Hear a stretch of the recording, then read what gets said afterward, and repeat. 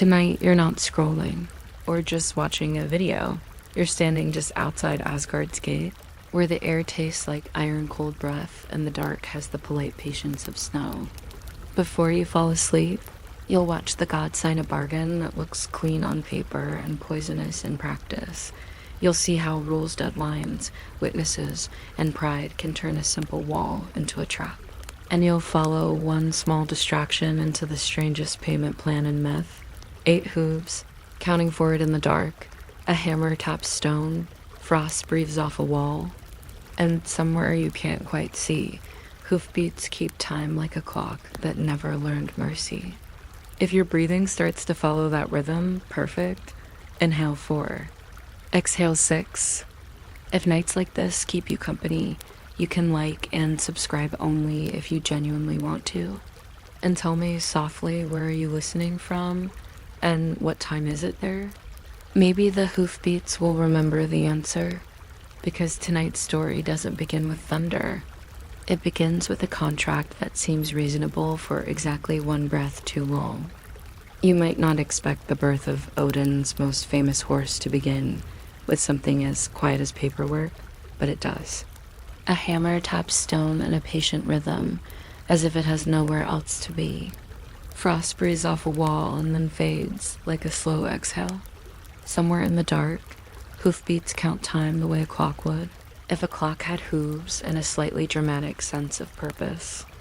And before we go any farther, in a voice small enough not to disturb the room, tell me where you're listening from and what time it is there, as if the answer matters to the gods, even though they are famously bad at scheduling. It starts with a stranger arriving at Asgard, the way strangers often do in myths, which is to say, with confidence, with a plan, and with very few references. He offers a wall, not a decorative wall, not a maybe we should put up a fence wall, but a proper wall, the kind that tells winter to stay outside, like an unwanted guest who showed up early and brought their own wind. He says he can build it strong enough to hold the cold at bay, and he says it with the calm of someone discussing a shelf.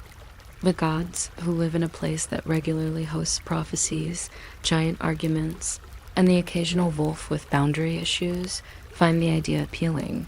A wall is simple, a wall is clean. A wall does not speak in riddles, and this is exactly why the bargain becomes tempting the moment he names his price.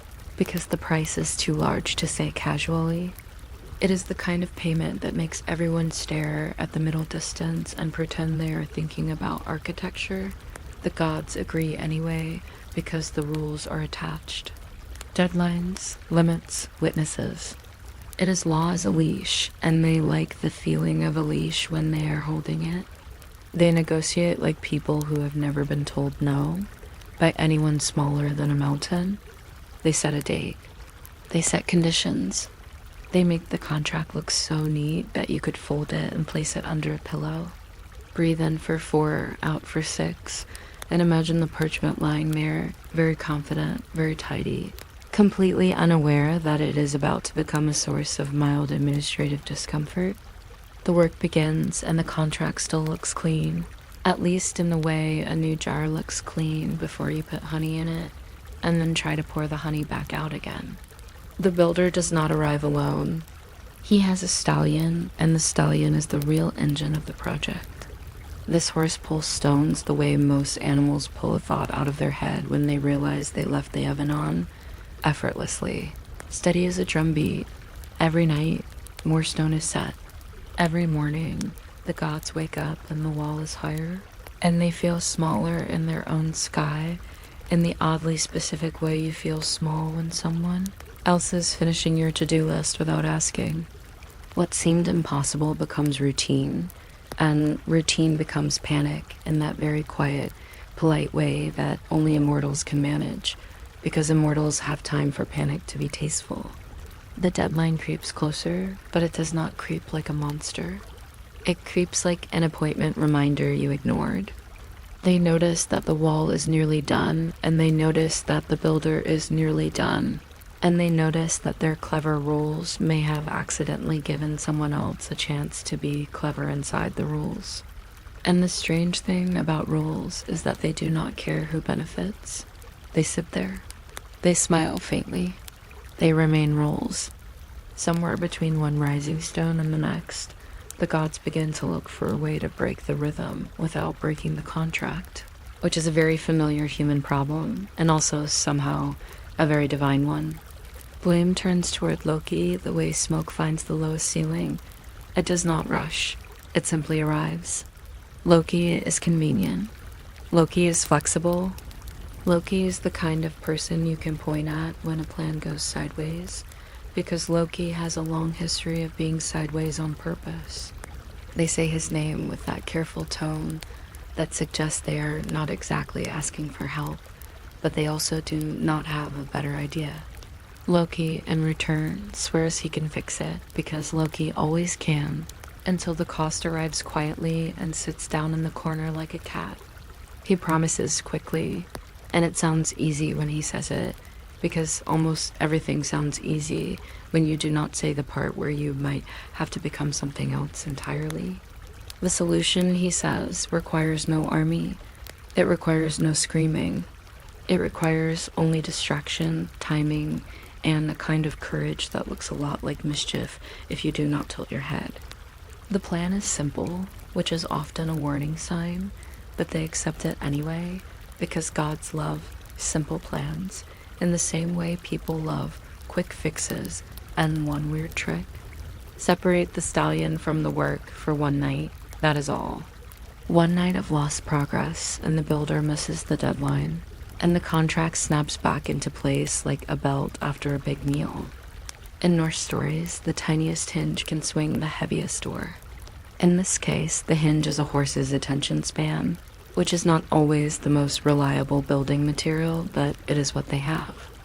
Loki chooses a shape, and in myths, choosing a shape is treated like choosing a coat. This is convenient for everyone except Loki, who is the one inside the coat. He takes on a form that answers the stallion's attention without needing words, because words would be too loud for the forest, and also because horses, in general, do not care about speeches. Loki steps into that boundary between trick and sacrifice, the place where jokes stop being light and start being heavy, and still, the night itself remains calm. He moves out into the dark with the kind of quiet confidence you would expect from someone who has been many things and regretted most of them. Hooves move into the forest. The wall's tempo breaks. The builder feels the loss in his hands, as if the tools themselves have become suddenly bored. In Norse culture, oaths and bargains matter so much that breaking them is less like breaking a promise and more like scuffing the floor of the universe. So Loki does not break the rules. He simply nudges the world sideways within them. The stallion follows because the stallion has one job, and now, very softly, he has another. And the night runs on, minutes become slow, trees pass. Snow dust lifts in small puffs, and Loki does not return when expected, which the gods probably should have predicted, because Loki returning on time would be the least mythological outcome imaginable. The chase does not have to be loud to be long. The stallion follows, not in anger, but in a single-minded pull stronger than duty, as if the idea of returning to work has become suddenly uninteresting. Branches whip gently at the edges of the path. Snow dust lifts and settles. The distance grows between Asgard and the sound of construction, and with each step, the world feels less like a place of grand destinies and more like a quiet stretch of forest where two animals are simply moving forward, because moving forward is what lakes do. Loki keeps moving, always just ahead, not sprinting, not racing, just leading. It becomes one long breath held, the kind you do when you are trying not to wake someone. And in that held breath, the bargain begins to collapse back in Asgard, not with explosions, not with melodrama, but with the dull, legal finality of a missed deadline. Dawn thins the dark, and the gods find themselves in that familiar position of having survived their own decision. If you listen closely, you can almost hear the contract being reread, slowly, with a finger tracing each clause, as if the words might change their minds.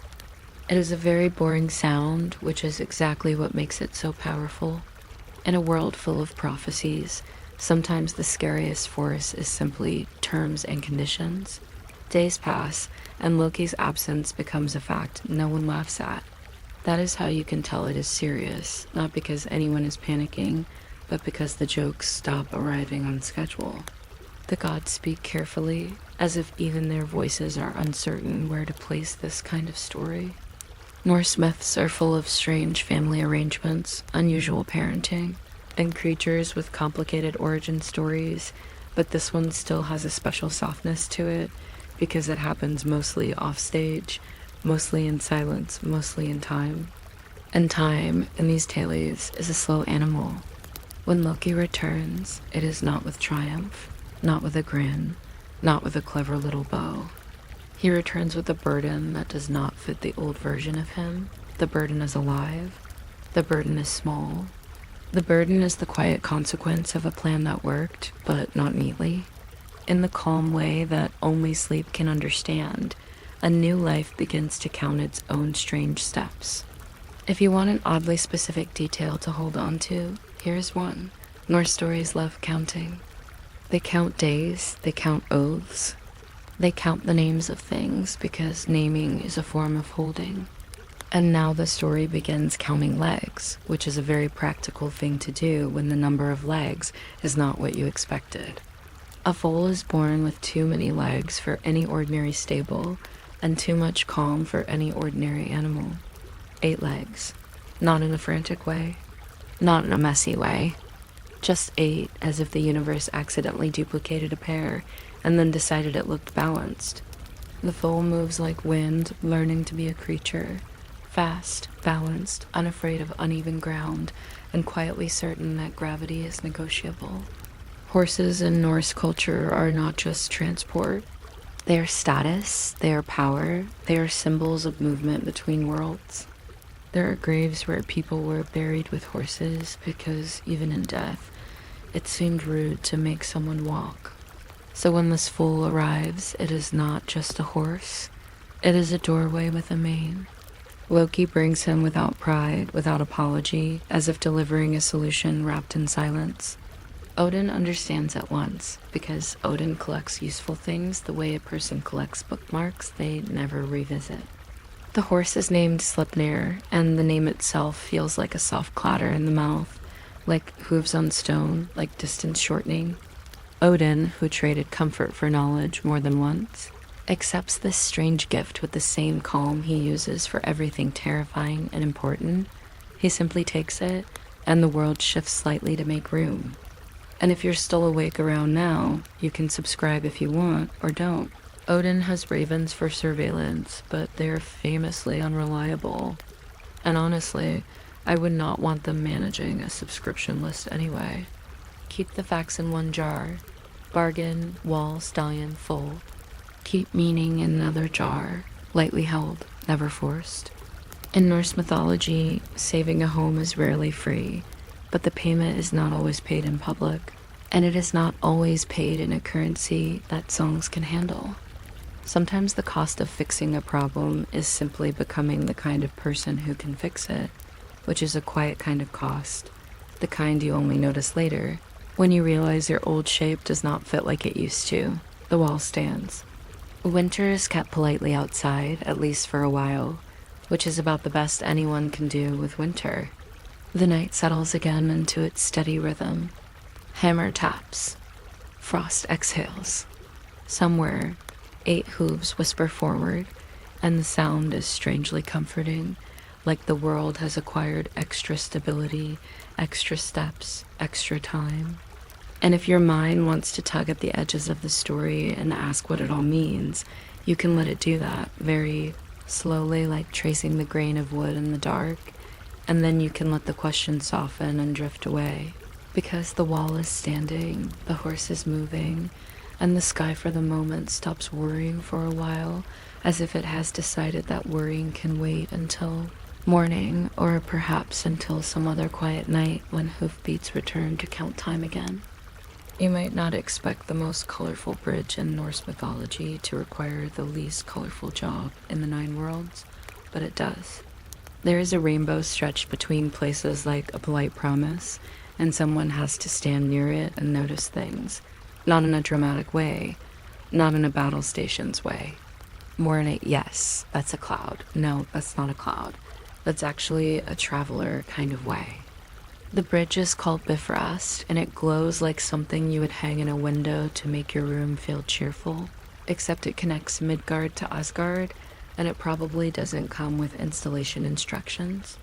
At the end of it, where the colors meet the colder air, there is a watchman named Heimdall, and the quietest strange fact about him is that he is both unbelievably magical and incredibly employed. Heimdall's job is, very simply, to keep an eye on the bridge. It sounds straightforward until you realize that the bridge is a major cosmic access point, and keeping an eye on it is basically the same as saying, please monitor the doorway between worlds forever. He lives at a place with a name that sounds like the sky, clearing its throat, Himmelbjerg, which means something like Heaven's Cliffs, because Norse myths are not subtle about scenery. Imagine a house perched where the air is thin enough to feel honest. Imagine the view. Imagine how inconvenient it would be if you forgot something downstairs. Heimdall is described as having senses that make ordinary senses feel like they're working part-time. He can see a very long distance. He can hear things that do not really want to be heard, like grass growing or wool moving on a sheep, which is an oddly specific hobby and also an oddly specific work requirement. If you've ever tried to sleep while a tiny sound repeats, you already understand the Heimdall lifestyle. He is the kind of being who could probably hear a single breadcrumb rolling across a kitchen floor and then politely file a report about it. The funny thing is that the Norse gods, for all their grand destinies and complicated family trees, still assign tasks the way a small organization does when no one wants to do admin. Someone has to do it, and Heimdall seems built for it, or perhaps cursed for it, depending on how you feel about night shifts. He needs less sleep than a normal person, which in myths is framed as a heroic trait, but in reality would also make him the ideal candidate to be asked to just quickly check something at all hours. He is, in a way, Asgard's permanent security system, except he is not a wall-mounted device. He is a person with a name and opinions, and presumably a strong preference for quiet. If you're still awake in a few minutes, you can subscribe if you want or don't. Heimdall would probably notice either way, but he seems far too polite to mention it. Bifrost itself is sometimes described as a burning bridge, or a shimmering one, or something that is both beautiful and slightly dangerous, as if the universe decided to make infrastructure aesthetically pleasing, but mildly hazardous to stand on too long. It's a rainbow that isn't just for looking at. It's for crossing. And crossing is a strangely intimate act in Norse stories, because moving between worlds is never just commuting. It's always a little symbolic, even if the traveler is just trying to get somewhere and would appreciate less symbolism and more seating.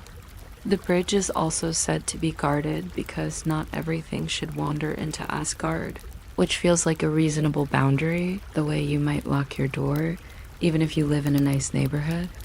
The difference is that your door probably does not glow in 7 colors and hum with cosmic tension. Heimdall stands at this glowing threshold, the way a patient doorman stands at a quiet hotel, except his guest list includes God's messengers and the occasional being that should probably wait outside until the universe is in a better mood. And because this is Norse mythology, Heimdall's personal details are just a little too interesting for someone whose job is essentially to watch a bridge. He is sometimes described as having gold teeth, which is an incredibly specific aesthetic choice for a divine watchman. It's the kind of detail that makes you imagine him smiling very slightly in the dark, the way a lighthouse beam might smile if it could. He also has a horse named Goldtopper, Golden Top, which sounds like a shampoo brand, but is actually a mythological horse because everything in these stories can be a mythological horse if you name it with confidence. And he owns a horn, Jallarhorn, a famous horn that will be sounded at the end of things, which is a lot of responsibility for an instrument. Imagine owning an item whose entire purpose is to announce the world's biggest event. It's like having an emergency alarm that only you are allowed to press, except the emergency is cosmic and the meeting invite is scheduled by fate. Still, for most of the time, there's no horn blowing. There's no end of things. There's just the steady, repetitive act of being present. Heimdall listens. Heimdall watches. Heimdall notices the difference between a shadow and a traveler, between mist and movement. In a world where prophecies roar and wolves break chains and gods do dramatic things with spears, there is something almost soothing about the idea of a being whose main skill is attention. In modern life, attention is constantly being rented out in small pieces, like tiny coins handed to notifications. Heimdall's attention is not rented. It is simply there, all at once, like a calm lamp that never flickers. If you've ever stared at a ceiling in the dark and listened to your own house settling, you understand the kind of quiet that Heimdall inhabits. The bridge glows. The air holds still. His hearing picks up the smallest changes and he does not overreact, because overreacting is exhausting and also because he would never finish the job. There is another strange detail about Heimdall that makes him feel even more like a myth designed by someone who enjoys being oddly specific. He is said to have been born of 9 mothers. Not 9 stepmothers, not 9 mothers in a metaphorical sense, but 9 mothers, which is the kind of sentence you read and then accept because Norse mythology does not pause to explain itself. Sometimes these mothers are described as 9 sisters, sometimes associated with the sea, sometimes connected to waves, which means Heimdall's origin has the sleepy rhythm of water in it. If he was born of waves, it makes a quiet kind of sense that he would grow into someone who listens, because waves are repetitive, patient, and full of small variations that only a careful mind notices.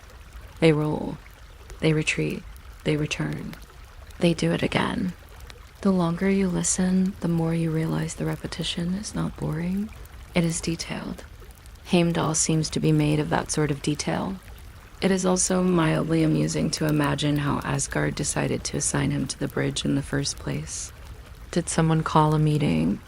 Did Odin clear his throat and say, very formally, that the Rainbow Bridge needs oversight? Did someone suggest rotating shifts, and then everyone quietly looked at their shoes until the idea died? And then Heimdall, with his 9-mother resume and his uncanny senses, ended up with the role permanently.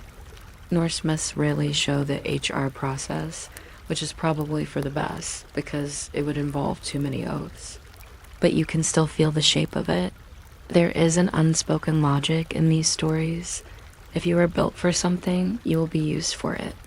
If you can hear grass, you will be asked to hear grass in a professional capacity. And then there's the bridge itself again, because it is hard not to circle back to a rainbow that functions as a road. Bifrost is sometimes described as trembling or burning or shining, and you can imagine it making a soft sound underfoot, like ice when it shifts, except warmer. It might hum. It might ring faintly, like glass if glass had weather. You can imagine Heimdall learning the bridge as normal noises the way someone learns the normal noises of a refrigerator. This is not thrilling knowledge, but it is comforting. When something changes, you notice. When something stays the same, you relax. Most creatures, after a while, forget the background sound of their lives. Heimdall is the one who does not forget. If the bridge groans by one small note, he hears it. If the air smells slightly different, he knows it. If a footstep lands with the wrong weight, he can probably tell whether the traveler is tired, nervous, or just wearing impractical boots. In the Norse world, boots matter more than you would expect, because there is a lot of walking, and also because some of the gods have very specific footwear. Even Odin, who is often pictured as grand and mysterious, also travels and travel requires shoes, and shoes require care, and suddenly mythology becomes domestic. It is easy to forget that even divine beings have routines. Heimdall's routine might involve checking the bridge, listening to the sky, keeping his horn near but not too near, because you don't want to accidentally lean on the apocalypse horn. He might sit, he might stand. He might walk the edge of Himmelbjerg and look down at the clouds like someone watching snowfall in slow motion. It's not dramatic, it's just consistent. If you've ever watched the same streetlight glow through your curtains night after night, you understand the comfort of consistency. There is also something very sleepy about the way Norse myths treat boundaries. They're always there, between worlds, between beings, between what is allowed and what is not. Bifrost is a boundary you can cross, which makes it both inviting and strict. Heimdall is the personification of that strictness, but he is not depicted as cruel. He is depicted as alert. There is a difference. Cruelty is loud, alertness is quiet. Alertness is a steady presence, and that steady presence in bedtime storytelling is soothing because it means nothing is rushing. Nothing is exploding. Nothing is demanding your adrenaline. There is only a watchman, a bridge, and the slow, gentle fact that the universe has someone paying attention. Sometimes when people talk about Norse mythology, they lean toward the big, sharp edges, the battles, the monsters, the prophecies. But if you let your mind drift toward the smaller corners, you find these calmer images. A home on a cliff, a horn that waits, a horse with a bright name, a watchman listening to wool. These details are not trying to scare you. They're trying to fill the space in your mind with textures. Cold air, soft light, a faint hum. In a way, Heimdall's whole existence is a reminder that the world is made of tiny signals. We only call them tiny because we don't usually notice them. And now, without making any grand point out of it, you can imagine Heimdall at the edge of Bifrost as the colors fade into the night. The bridge does not stop being a bridge just because no one is crossing. It simply waits. Waiting is a kind of work. Heimdall waits professionally. He holds his attention like a cup held steady in one hand. If his gold teeth catch a little starlight, it is only a brief glint, nothing that would disturb the dark. If he hears the grass in Midgard, he hears it like a distant whisper, not a demand. If he hears the sheep shift their wool, it's simply another small confirmation that the world is still doing what worlds do. And if your thoughts wander, you can let them wander the way a traveler might wander onto a glowing bridge, step by slow step, without urgency, without needing to arrive anywhere in particular, because the point is not the destination, it's the gentle movement, the calm noticing, the soft rhythm of a watchman's quiet world continuing, and continuing, and continuing, until the story becomes more like a background sound, and your mind feels free to loosen its grip and drift wherever it needs to drift next. It's a slightly unfair thing about myths that the quietest mistakes tend to become the loudest responsibilities. You can sign one tidy agreement, you can nod at one deadline, and suddenly an entire civilization is staring at you the way people stare at the one person who said, "Don't worry, I can handle it," right before something starts to catch fire in slow motion. In Asgard, the wall keeps rising. The stones keep stacking themselves into a confident line, and the stallion keeps pulling as if gravity is simply being polite. The only real sound is work, steady and repetitive, like someone tapping a pen against a table while pretending not to be anxious. It is all calm, and that's what makes it worse for them, because calm progress leaves no room for excuses. The blame, naturally, drifts toward Loki. It doesn't rush. It just settles the way smoke settles into the lowest part of a room, finding the easiest place to rest. Loki has that quality. He is a convenient shelf for other people's problems. If a plan has a loose thread, it always seems to catch on him. If a promise was made too quickly, it was somehow made in his general direction, which is a little like being the group chat member who gets tagged whenever someone needs a quick favor, except the favor is cosmic and the consequences have names. The gods look at him with the particular expression of people who are trying to be calm, but have already decided this is his fault. Loki, being Loki, doesn't exactly protest. He knows the role. He knows the rhythm. He knows that in Asgard, accountability often travels in a straight line toward the person who is hardest to predict. There's a sleepy kind of irony to it. Loki is famous for chaos, and yet he is also the one they rely on when they need something fixed without breaking the rules. It's like calling the most mischievous friend you have and asking them to handle your taxes. They'll do it, probably, but you might not like how Loki swears he can solve it because he always swears he can solve it, and he says it with the confident softness of someone who has never met a situation he couldn't tilt sideways. He doesn't ask for an army.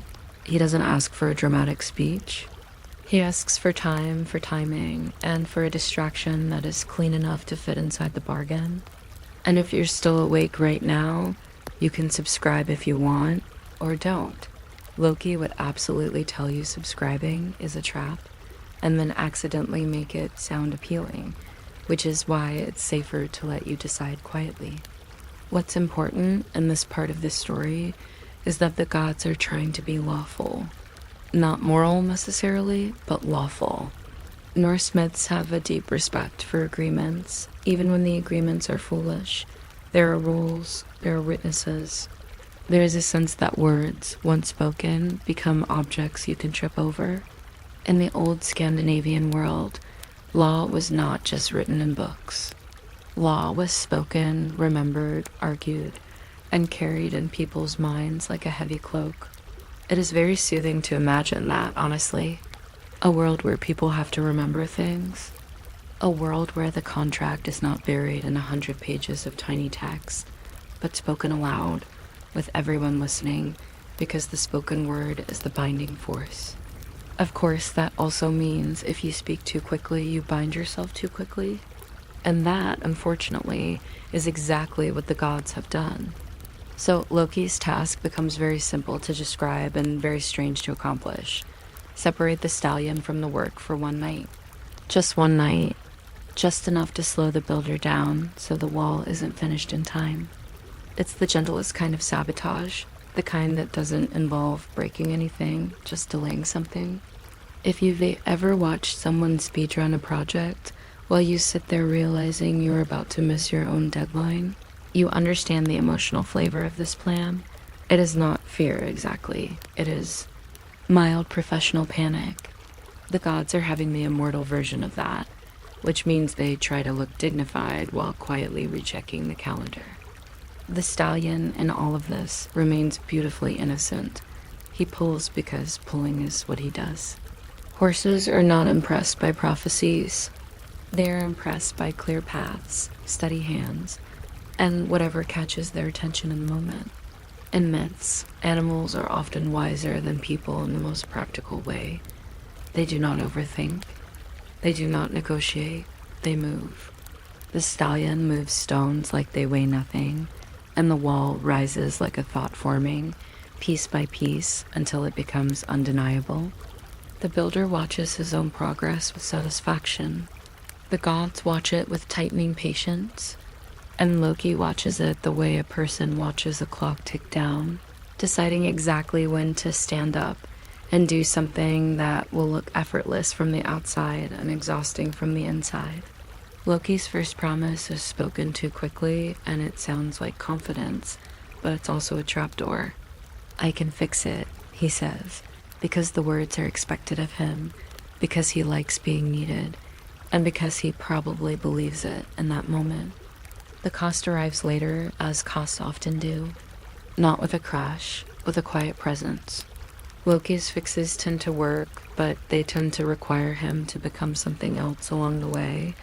And in this myth, the something else is very literal. The plan is distraction. The target is attention.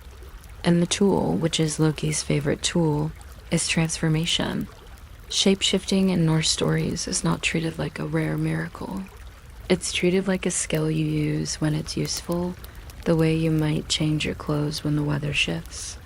Loki does it often enough that you get the sense it is both natural and slightly annoying to anyone who tries to keep track of him. And the thing about choosing a shape is that it isn't just costume, it's behavior, it's instinct. It's a new set of boundaries. Loki steps into the boundary between trick and sacrifice, and the boundary is quiet. There's no thunder.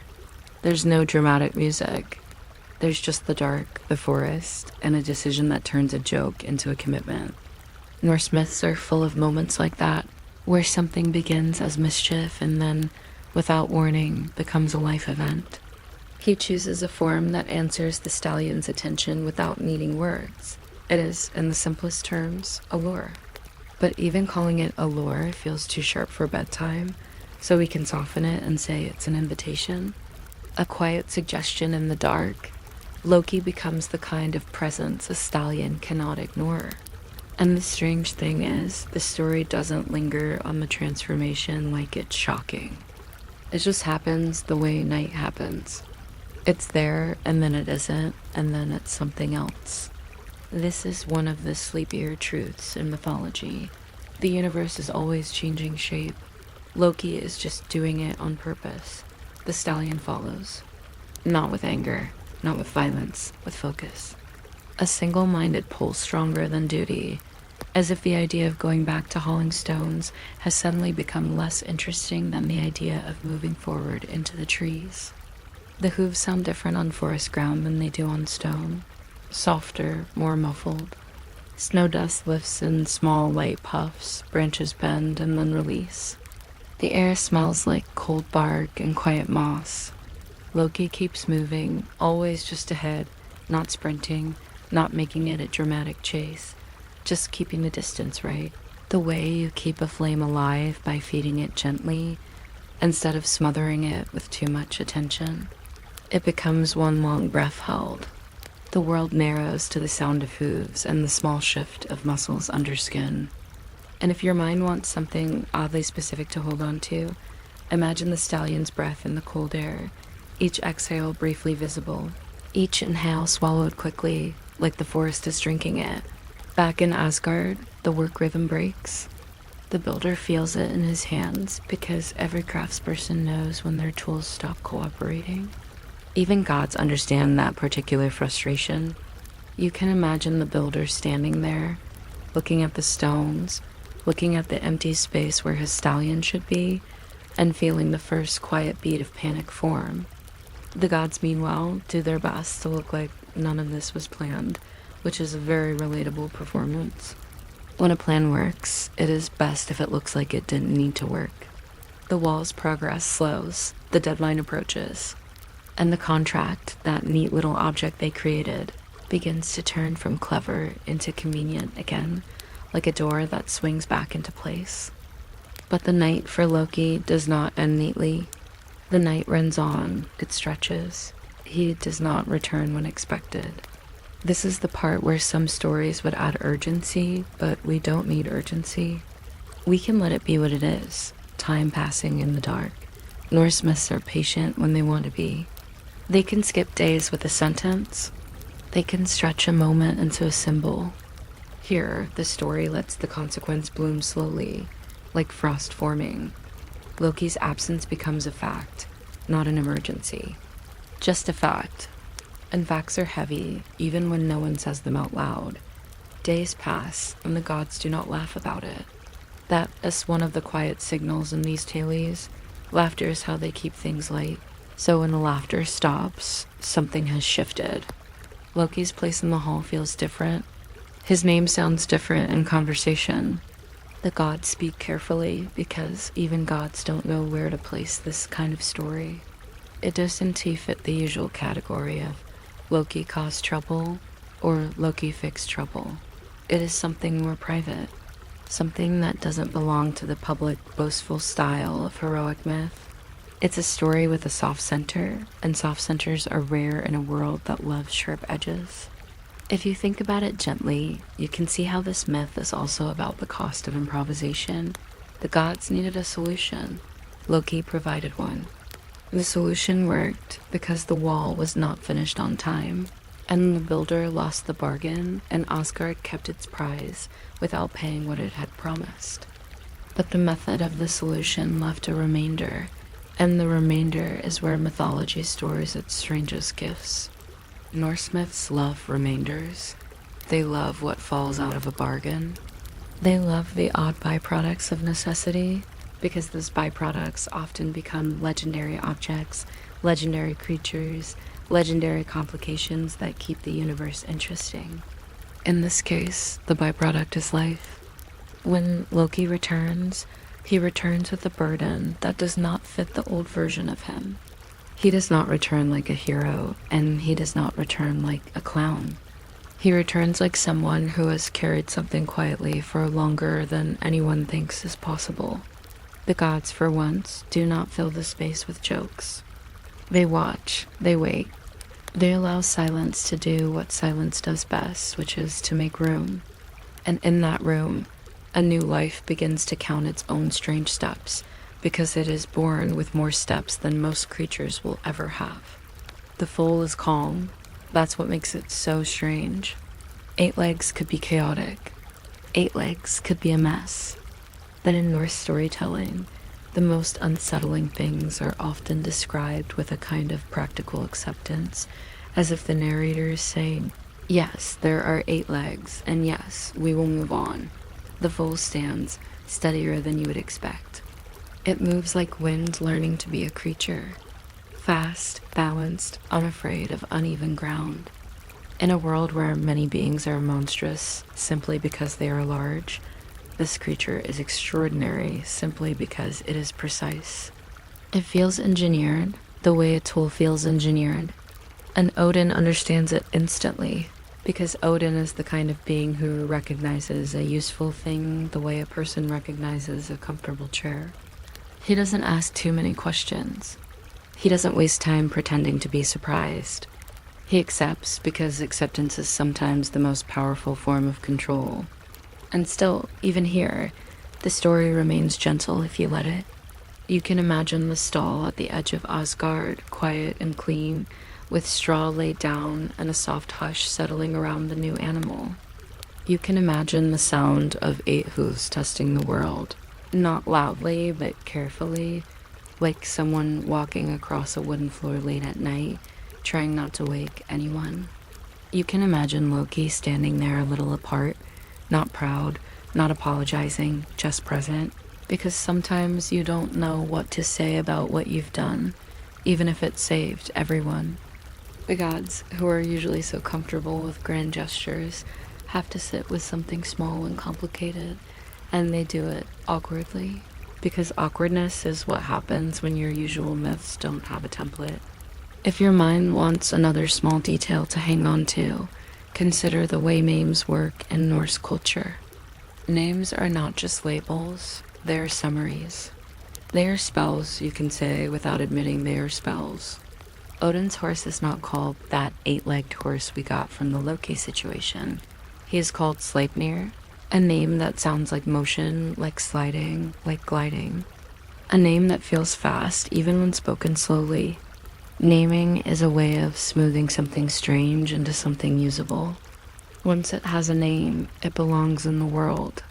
Once it belongs in the world, people can stop staring at it and start using it, which is exactly what Odin will do, because Odin is nothing if not practical about extraordinary things. And now, without concluding anything too firmly, we can let this part of the story settle into its own quiet truth. Loki was given an assignment and he completed it, because he is always completing something, even if no one likes the method. The wall was delayed, and the bargain was undone, and Asgard stayed safe behind its new boundary. But the night in the forest stretched longer than anyone expected, and the cost came home in silence, and the gods had to make room for an outcome that was both a solution and a complication, which is how most real solutions feel if you look closely. If you're listening in the dark, you can let that thought sit lightly in your mind, not as a lesson, but as a texture. Plans tilt, fixes fix, and also reshape. And somewhere in the background, you can almost hear the soft, patient testing of 8 hooves on the floor of the world. A steady rhythm that doesn't demand your attention, only offers it, just enough to keep your mind gently curious as it drifts slower and slower toward sleep. There is a moment after a plan has worked and everyone has stopped pretending they were calm when the world becomes quiet in a different way. The kind of quiet that isn't just silence, but a pause where you can finally hear your own thoughts again. The wall is still there, standing like a new sentence written in stone. Winter is kept politely on the other side, at least for now, as if the cold has been asked to wait in the hallway, and it is reluctantly doing so. And somewhere inside that calmer space, Loki returns, not with a grin, not with a speech, just with the quiet weight of something that cannot be filed neatly under mischief, even though it began there. In the myths, the truly strange outcomes often arrive without fanfare. No trumpets, no chorus. Not even a dramatic camera angle, if we're imagining it that way. It simply becomes true that there is a foal in Asgard, and this foal has 8 legs. You might think 8 legs would make a creature look frantic, like a table that keeps trying to walk away, but this is not frantic. This is oddly balanced. The foal stands with the calm of something that doesn't know it's unusual yet, which is a level of confidence most people only achieve in their dreams. If you want a soft curiosity to hold on to, imagine the first time those legs shift under him. Not a stumble, not a scramble, just a careful adjustment, like someone smoothing a blanket. Asgard, for all its grandeur, has to handle practical matters, and one of those practical matters is what you do with a new horse. Even divine halls need stables, or at least a place where straw is straw and hooves are hooves, and no one is expected to sit on a throne while smelling like hay. The foal's arrival turns the air domestic. Someone somewhere has to bring water. Someone has to decide whether the stall is wide enough. Someone has to look at 8 legs and quietly accept that they will be cleaning up after 8 legs from now on, which is not heroic, but it is real. Norse mythology is full of cosmic drama, but it also contains this gentle truth. The extraordinary still needs feeding. The foal moves like wind, learning the rules of being a creature. He is quick, but not in a showy way. He is balanced, as if uneven ground is a small suggestion rather than a problem. He tests the world with his hooves, and there are twice as many soft taps as you expect, which makes the sound feel like a lullaby played on a slightly over-enthusiastic instrument. 8 hooves make a pattern, not loud, just more. If you've ever listened to rain on a window and noticed how it has never just one drop, always many drops making one texture, that's the feeling of it. The world isn't louder, it's fuller. Loki brings him in without pride and without apology, which is its own kind of honesty. Pride would make it feel like a trophy. Apology would make it feel like a mistake. This is neither. This is a consequence. Loki stands there with the expression of someone who did what was required and is now waiting to see where the room places him. The gods, who are usually very comfortable being loud about their feelings, become cautious. They speak carefully because even gods don't know where to place a story like this. They can handle monsters, they can handle prophecy, they can even handle being outsmarted by their own bargain, apparently. But this is personal in a way that myths don't always allow themselves to be. So the hall becomes quiet, and the quiet holds. Odin understands first, or at least he understands fastest, which is often the same thing in these stories. Odin has the habit of recognizing a useful object the way you recognize a good chair. You don't debate it, you just sit down. Sleipnir is not simply a horse with too many legs. He is a solution that grew into a doorway. Odin's mind works in paths, roads, routes, ways to get from one place to another, including places that aren't meant to be reached by ordinary travel. Horses in the old Norse world weren't just animals. They were status, movement, wealth, survival, and sometimes even sacred companions in death. People were buried with horses because it felt wrong to arrive in the next place on foot. When Odin looks at Sleipnir, he sees a vehicle for the kind of travel that even gods treat with respect. And the foal, still calm, still curious, seems to understand none of that. He simply is. He is small and new and unbothered by symbolism. The legs are not a statement to him. They are simply legs. He shifts his weight and breathes. His coat catches the light in whatever soft way a stable allows, and you can imagine a faint warmth in the straw, the kind of warmth that makes a room feel safe, even when the world outside is made of frost and fate. If you're still awake right now, you can subscribe if you want, or don't. Sleipnir has 8 legs, but he does not have a clipboard, and I suspect he would refuse administrative duties anyway. At some point, a name must be spoken. Names in Norse myth are not casual. They are often compressed descriptions, little spells disguised as labels. A name turns a strange thing into a known thing. It tells the universe, yes, we've noticed this, and yes, we're keeping it. Odin's horse becomes sleipnir, a word that feels like motion when you say it slowly, like sliding over snow, like gliding over a surface that isn't fully solid. Naming is also a kind of tiding, and it's amusing in a very sleepy way that the gods who got into trouble because of a contract now try to tidy the aftermath with a name. The paperwork failed them, but the poetry might still work. You can imagine Odin watching Sleipnir move, not with affection exactly, but with that focused interest he reserves for anything that changes the shape of the world. Odin is not famous for being easy to impress, but he is famous for collecting what matters. Ravens, wolves, spears, runes, stories, secrets. A horse that can carry him where other horses can fits into that collection as neatly as if it was always meant to be there. And perhaps it was. Norse myths like to pretend that destiny is both inevitable and improvised, which is a contradiction that somehow becomes soothing when you stop arguing with it. Things happen because they must, and also because someone made a questionable decision 3 scenes ago. The most quietly funny part is that Sleipnir is, in some ways, the most practical miracle in the entire story. 8 legs sound absurd, but they're just efficiency if you think about it kindly. More legs mean more stability. More legs mean more options when the ground is slippery, and the Norse world is rarely dry and flat. The 9 worlds have roots and branches and rivers and frost and fire and places where the very concept of road feels optimistic. Sleipnir is built for that. You can almost hear a tired traveler in Midgard saying, "I wish my commute had 8 legs," and then falling asleep halfway through the thought. And because we're drifting gently, we can linger on the stable details a little longer, the way bedtime stories linger on small textures. Straw has a dry, whispery sound when it shifts. Water in a trough makes a soft, hollow note when something nudges it. The air smells like wood, warmth, and animal breath. If the wall outside is the big, impressive symbol, the stable is the small, quiet truth.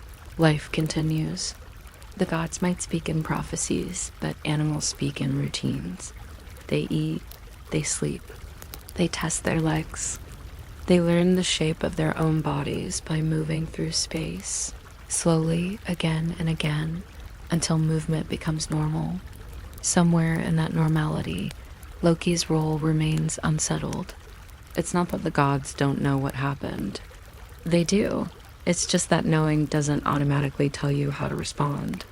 Loki has saved them before and inconvenienced them before, often in the same afternoon. But this is different. This is the kind of saving that leaves you changed, and the gods, despite being immortal, are not always graceful about change when it happens too close to home. Loki stands on the edge of the scene, and you can picture him looking at the foal with an expression that isn't a punchline. Maybe it's exhaustion, maybe it's distance.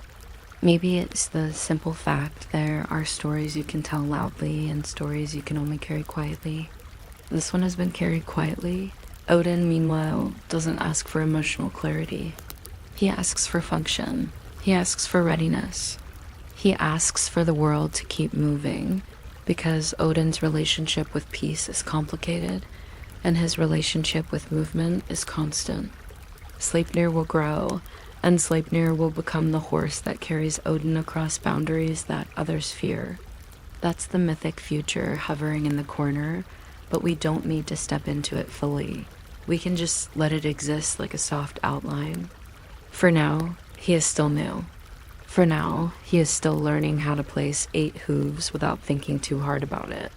For now, he is still small enough that the strangeness feels gentle instead of grand. And in the last part of this night, you can keep facts in one jar and meaning in another, because mixing them too hard makes the story feel sharp. In one jar, bargain, wall, builder, stallion, forest, foal. In another jar, the quiet cost of saving a home, the private price of improvisation, the strange tenderness of an outcome no one planned to talk about. Sometimes the price of keeping your world intact is paid in places where no songs are eager to follow. Sometimes the fix works, but it leaves you holding something that doesn't fit the old version of you, and you have to learn a new way to stand the way. Sleipnir learns a new way to stand calmly, patiently, without drama. The wall stands. The night settles. The gods return to their routines, which are probably far more chaotic than ours, but still routines. The new horse breathes. The straw shifts. The air cools and warms in small cycles, like the room is breathing too. And if your thoughts are still moving, you can let them move like 8 soft hooves on a quiet floor, not rushing anywhere, just making a steady pattern that your mind can follow for a while, until the pattern becomes background, until the background becomes comfort, until comfort becomes that gentle drifting feeling where you don't need the story to end. You don't need a neat conclusion. You only need the sense that the world can keep going without you watching it, that the bridge will still glow, that the wall will still stand, that somewhere in the dark, a strange and useful horse will keep learning how to carry the weight of myth with a calm that makes everything else feel a little less urgent and a little more ready to fade into sleep. You might think a chase in Norse mythology would be all shouting and splintering trees and heroic angles of moonlight, but this one is mostly just movement, quiet, steady, almost polite. It begins the way many large life changes begin, not with thunder, but with a small shift of attention. A stallion turns his head. A breath fogs in the cold. The air tastes like pine and frost. And then the world, without any big announcement, starts sliding in one direction, as if someone gently nudged the table and all the pieces agreed to drift. The stallion follows, not in anger, not like a soldier, not even like a jealous rival. He follows like a thought you can't stop returning to. Single-minded, calm, heavy with purpose, but not with aggression. That's the strange thing about animals in these myths. They don't need the emotional speeches humans keep trying to give them. They don't need motivation. They need a reason that fits inside their instincts, and once they have it, they move. Hooves leave the hard certainty of stone and step into the softer uncertainty of forest ground. The sound changes immediately. Stone is sharp and clearer. Forest is muffled, like the world has put on a thick wool cloak and decided to speak more gently. Branches whip, but not in a dramatic way. They brush and spring back, the way a sleeve brushes a doorway when you pass too close. Snow dust lifts in small pale puffs that look almost delicate in the darkness, like flowers shaken from a hand. The cold is not cruel. It's simply present the way silence is present. Loki keeps moving, always just ahead, not sprinting, not showing off, simply holding the distance at that exact point where the stallion stays interested.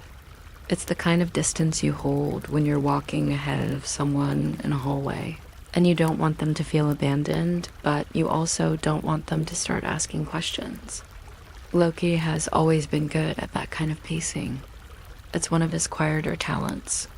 He can keep a thing in motion without making it feel like panic. The world stretches. And when the world stretches in Norse myth, it doesn't necessarily stretch into danger. Sometimes it just stretches into time, into repetition, into the steady hypnotic feeling of doing one thing for longer than you expected. If you've ever walked while half asleep, padding through a dark room to get a glass of water, and you notice the rhythm of your feet more than the reason you're walking, you already understand the mood here. The chase turns into a long, soft pattern. Hoof, hoof, hoof, breath, a pause for footing, a quiet correction. Then again, the forest itself is not a villain. It doesn't snarl. It doesn't jump out. It just exists, full of ordinary details that become extraordinary only because you're paying attention. Bark has texture. Snow has weight. Needles on pines hold tiny bits of frost like decorations someone forgot to take down. The air smells like cold sap and old wood and something faintly earthy underneath, like life refusing to stop just because the season is unfriendly. Loki moves through that air as if he belongs to it, which is funny in a gentle way, because Loki belongs to everything and nothing at the same time. He's always a little out of place. Even in a forest, even in the dark, he's still slightly Loki-shaped, no matter what shape he wears at some point. Distance grows between Asgard and the sound of work. That sound, back at the wall, was a steady comfort of its own. Hammer, stone, the dull certainty of progress. Now it's gone, replaced by a softer soundtrack. The stallion's breathing, the whisper of hooves through powder, the occasional faint creak of a branch bearing snow. It becomes so quiet that you can almost hear the idea of time passing. Not the ticking of a clock, because clocks are a little too modern for this moment, but the way your own body keeps track of time without telling you. The way your shoulders loosen when the world stops demanding things. The way your mind, when it's not being chased by urgent thoughts, starts drifting towards small observations instead. And the longer it goes on, the more the chase begins to feel less like a chase and more like a corridor, a passage, a slow hallway between one part of the story and the next. Norse myths love hallways, even if they don't call them that. Bridges between worlds, roots beneath trees that lead somewhere else, rivers that mark boundaries, forest paths that are never just paths. The world is built like a house with too many doors, and Loki is the one who keeps finding the doors that don't look like doors until you're already through them, if you want an oddly specific detail to keep your mind gently engaged. Imagine the stallion's mane catching bits of frost as he moves. Each exhale makes the air briefly visible, a small white bloom that vanishes. His muscles pull under his skin in a steady, tireless rhythm, because this is a magical horse. Yes, but also a horse, and horses are wonderfully repetitive creatures. They keep going. They don't philosophize about it. They simply continue. The stallion's focus is almost soothing. It's like watching a pendulum. Like watching waves. Like watching someone fold laundry very slowly and very neatly, which is not thrilling, but it is strangely calming because it implies the universe can be put in order, at least for a moment. Asterisk. Somewhere in the middle of all this movement, Loki's own thoughts, if he has any room for them, would probably be quiet too. This isn't the kind of trick where you cackle. This is the kind of trick where you measure your breathing and keep your pace consistent and hope up. The world doesn't notice the edges of what you're doing. It's one thing to cause chaos. It's another thing to create a delay inside a contract, which is basically chaos in a suit. Loki is doing paperwork with his feet. It's almost admirable in the way it's admirable when someone solves a problem using only the tools available. Even if those tools are deeply questionable back in Asgard. While Loki and the stallion move further into the forest, the absence begins to show. Not loudly, not with sirens, with the quiet friction of work that suddenly doesn't work. The builder is missing his stallion. The stones don't move themselves. Tools feel heavier. Hours feel shorter. A deadline that was once far away is suddenly standing in the room like an awkward guest who arrived early. The gods, who live among prophecies and cosmic stories, find themselves confronted by something almost more humiliating: the calendar. Deadlines are rude like that. They don't care if you're divine. They don't care if you have a spear with a name. They just arrive. If you're still awake, you're doing very well, and you can feel free to subscribe if you want or don't. I won't take it personally. Loki definitely would, but only for comedic reasons, and then he'd claim it was part of a larger plan. The chase continues. The world feels like one long breath held. That's not tension, not really. It's more like stillness extended. The kind of stillness you can only notice when everything else gets quiet. Loki keeps just ahead, always just ahead, letting the stallion believe he is choosing this direction because that's how you guide something without forcing it. You don't pull too hard. You let it follow its own desire. This is arguably Loki's most consistent method in all things. He doesn't always push. He often lures. He lets the world walk into the outcome. The night goes on. And the interesting thing about the Norse night is that it doesn't have to be dramatic to feel endless. In winter, darkness has patience. It stays. It settles into valleys. It clings to trees. It makes every small light feel more important than it should. A single pale moon can make snow look like a sheet pulled tight over the land. If there are stars, they look sharp like points of ice. The forest is a quiet architecture of trunks and branches, and moving through it feels like moving through a room filled with tall, silent pillars. Loki and the stallion pass through this architecture with the steady inevitability of something that has already started and will not stop until it chooses to stop. And there's a tiny sleepy humor in imagining Loki, who is often the loudest inconvenience in the room, now being the quietest moving shadow in the forest, just trying to keep a horse occupied. It's like watching the most chaotic person you know suddenly become a careful babysitter. It feels unnatural, but it also feels somehow right. Loki contains multitudes. One of those multitudes is surprisingly good at logistics when it benefits him. There is a point somewhere before dawn when the chase becomes less about distance and more about endurance. Not exhausting endurance, not heroic suffering, just the long, steady endurance of going on. The stallion is strong. Loki is stubborn. The forest is large. These are simple ingredients, and Norse mythology often works with simple ingredients. It trusts repetition. It trusts that a thing done long enough becomes meaningful. In a bedtime story, repetition is mercy. It gives your mind something soft to hold, something predictable, something that doesn't demand quick reactions and in the far background. Almost like a separate story happening behind a wall, the bargain begins to collapse. Not with fireworks, with the quiet click of time is up. The builder is late. The conditions aren't met. The contract, which once looked so clean and clever, now looks like it was written by someone who forgot that words can trap the speaker more than the listener. The gods who love rules when rules protect them watch the rules do exactly that. It's a bit like watching a door lock from the inside. You didn't slam it. You didn't shout. You just turn the key at the right time. Asterisk, when dawn thins, it does it slowly. The dark doesn't vanish. It loosens. It becomes a softer shade. The snow changes color from deep blue to pale gray to something that almost resembles morning. The first light doesn't feel exciting. It feels like relief that doesn't want to admit its relief. Loki is still moving. The stallion is still following.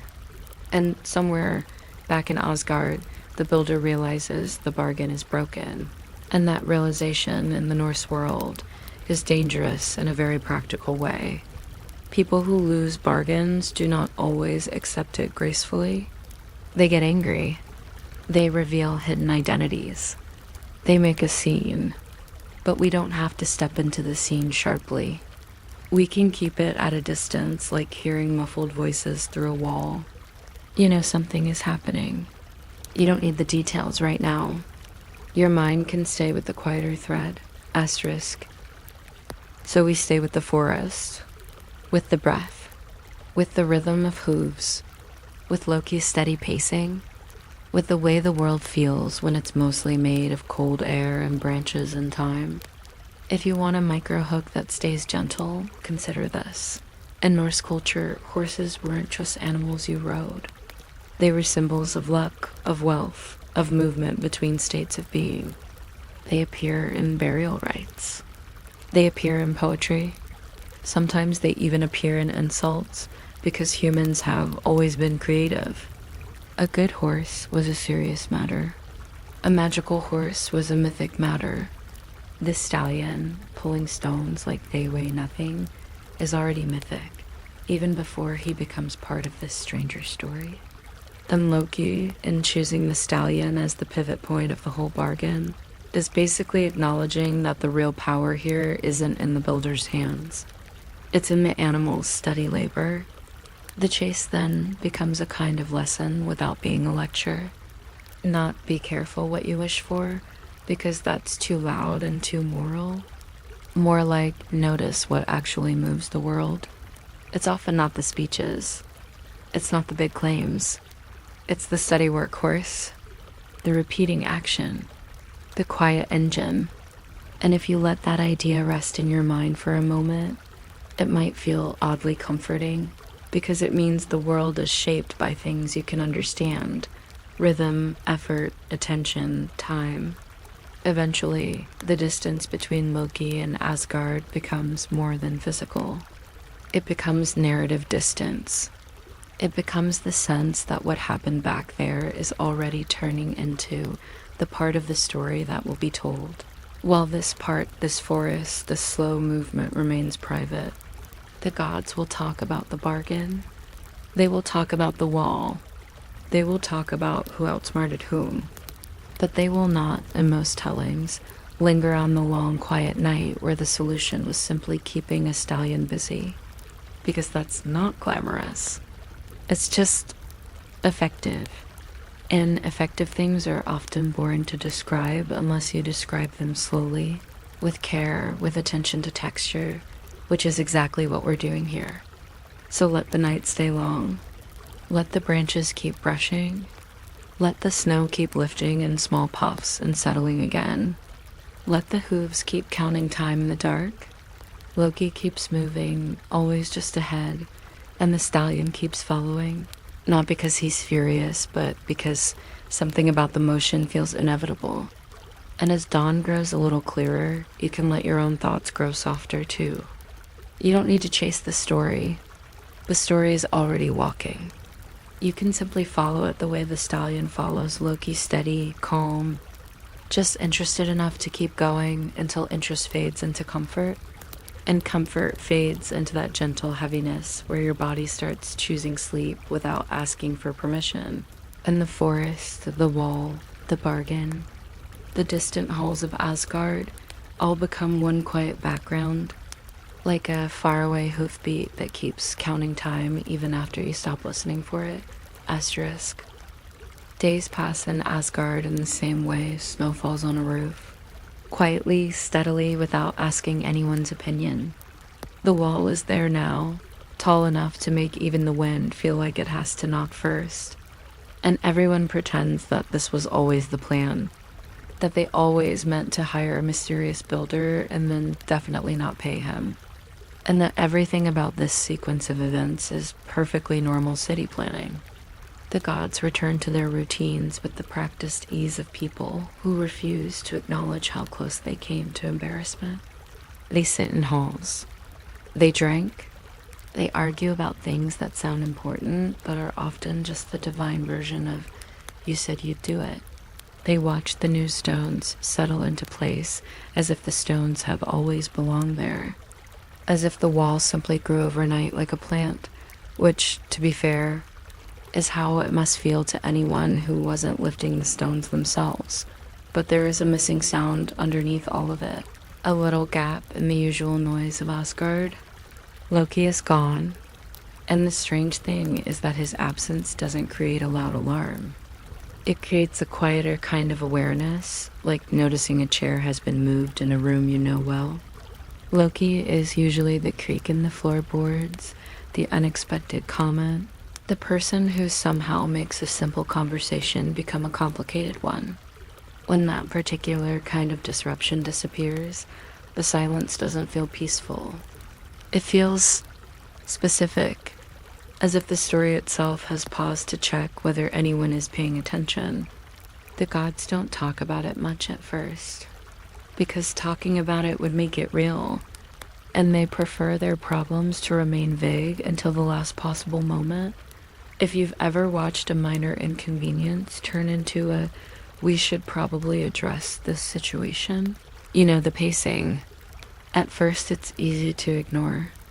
The first day, it's just, he'll be back. The second day, it becomes, he's probably doing something irritating but productive. By the third day, even the gods, who are very patient when it comes to waiting for the end of the world, but oddly sensitive about being inconvenienced, begin to notice that Loki's absence has weight. It's not panic. It's not grief. It's the immortal version of that slow, creeping thought. This might take longer than we planned. Which is honestly one of the most human thoughts a god can have. Time in Norse mythology is always a little odd.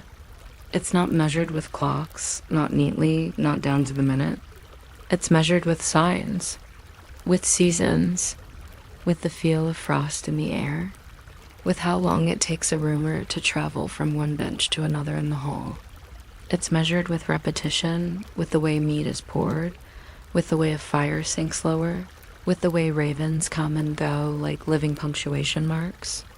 Odin's ravens, for example, are famously busy, always flying out and returning with information, which sounds useful until you remember that information can be vague, and ravens are not known for providing tidy citations. If the ravens report that Loki is somewhere and doing something, that is technically an update, but it is not comforting, and yet the days remain soft. No one runs. No one yells across the wall. The gods do not burst into frantic counsel because gods are allergic to looking frantic. They prefer to look like everything is under control, even when everything is clearly leaning at an angle. They sit in their places, letting their status do the work of composure.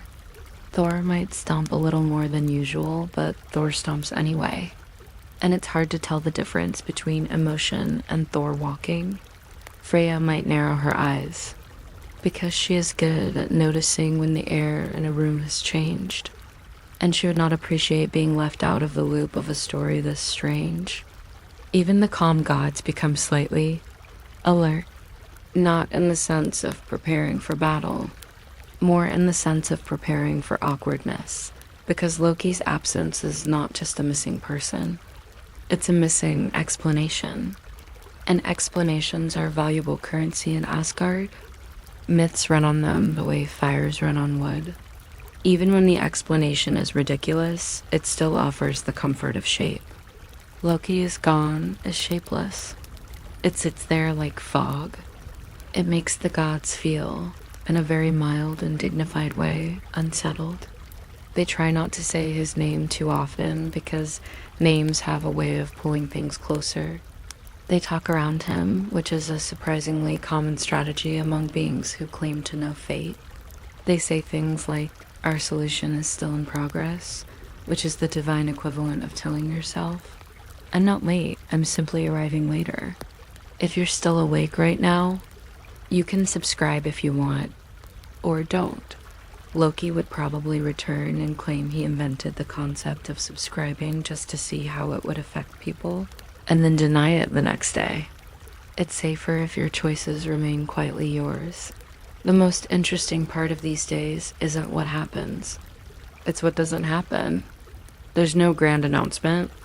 There's no messenger arriving with a scroll labeled Loki status update. There's just time, which continues doing what time does, passing. In the hall, conversations drift toward other subjects, then drift back again, like a boat that keeps circling the same dock. Someone makes a small joke about Loki being late, and the joke lands too softly because everyone can feel it. This isn't funny in the usual way. Loki's tricks are usually loud enough to laugh at, even if the laughter is annoyed. This is different. This is quiet. And quiet things in Norse stories tend to mean that something important is happening offstage, where the audience isn't allowed to interfere. Asterisk. Asgard is full of offstage spaces, corridors, side rooms. The stable. The edge of the wall where the wind presses its cold face and then slides away. There are places where the gods do not stand in dramatic poses. There are places where they simply exist, and their existence has to be maintained like any life. Even gods have to eat, at least in mythic terms. They have feasts. They have utensils. They have the kind of domestic infrastructure that is rarely depicted in heroic paintings, but is absolutely necessary. If you plan to keep immortals in one place for a long time, somewhere someone is still sweeping. Somewhere someone is still pouring. Somewhere someone is still trying to keep the fire from smoking too much. Because even if you are destined to die in a glorious final battle, you probably still prefer your room not to smell like burnt wood all the time. In that domestic rhythm. Loki's absence becomes less of a dramatic question and more of an uncomfortable fact. The gods stop asking when he'll return, because asking suggests you believe the answer will be pleasant. Instead, they begin to do what people do when they have no useful information. They fill the space with small observations. They notice the wall's texture. They notice the way the frost forms along its base in the morning. They notice how the light looks different when it hits stone that wasn't there before. They talk about the builder, about how quickly the work went, about how close it was to being finished. These are safe topics because they are already past. You can discuss a past problem without having to solve it again, and yet the story isn't finished. The forest night is over, but the consequence of that night is still traveling toward them, slowly like a tide. Loki's absence has taken on a particular character. It is no longer an absence that belongs to comedy. It belongs to waiting. It belongs to that quiet part of life where things change without you watching. Norse myths aren't always gentle, but they are honest about one thing. Some transformations take time. They aren't a single magical flash. They are the slow reshaping of a situation until, one day, you realize something new exists in the world. If you want a small, sleepy microhook to keep your mind softly interested, you can think about how Norse stories treat time as something you can almost taste. The Norns, the fate weavers, sit near the roots of the world tree and tend the threads of lives the way someone tends a garden, patiently with a steady hand. Their work isn't loud. It's not urgent. It's simply ongoing. In that sense, Loki's absence feels strangely aligned with the deeper machinery of the mythic world. It's not a sprint. It's a process. The kind you can't rush without breaking it, and the gods, for all their power, have learned that some things do break if you try to force them. So they wait, and in their waiting, they become careful. They speak more slowly about Loki, if they speak at all. They don't want to provoke a joke out of him from a distance, which sounds silly, but Loki has a way of hearing sarcasm as if it's a summons. They don't want to call attention to themselves, which is also silly because gods are not subtle, but still, they try. Odin says little, which is his default mode anyway. His silence does not mean he is unconcerned. It means he is thinking in his particular style, which is to say, He is arranging possibilities in his mind the way someone arranges sharp objects in a drawer, carefully, with respect for how easily they can cut you, and then, in the middle of this long, soft stretch of waiting, Loki returns. He does not return with fanfare. He does not return as the life of the party. He returns the way a person returns after being gone long enough that everyone has started pretending they didn't notice. He appears at the edge of Asgard's awareness, and then he is simply there, as if he has been walking toward them for hours, and now the walk is done. The hall, which is usually quick to fill with voices, becomes quieter. Not because anyone is afraid of Loki, because no one knows how to place him in the room right now. The gods speak carefully because even gods don't know where to place a story like this. They're used to stories with neat labels: victory, trick, insult, revenge. This one doesn't fit. It's not exactly a victory. It's not exactly a joke. It's not exactly an apology. It's just an outcome.lok. I carries a burden that does not fit the old version of him. And the way the myth tells it, the burden is living. That fact alone makes everyone's attention shift in a new direction. Living things in Norse myths are often treated as symbols, but they are also treated as responsibilities. You can't ignore a living thing. You have to make space for it. You have to acknowledge it in a practical way. The gods, who are excellent at dramatic speeches, become awkwardly domestic again. Someone has to bring water. Someone has to find a place that is warm enough. Someone has to stop staring and start doing asterisk. The new life begins quietly, not with a heroic cry, with small movements, with breath, with the simple persistence of being alive. This is the part of the myth that feels almost tender, not because it's sentimental, but because it's grounded.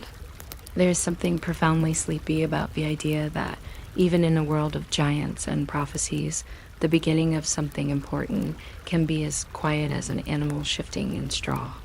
If you've ever been awake at night and heard a pet move in another room, that soft rustle, that tiny reassurance that life continues, you understand the texture of this moment.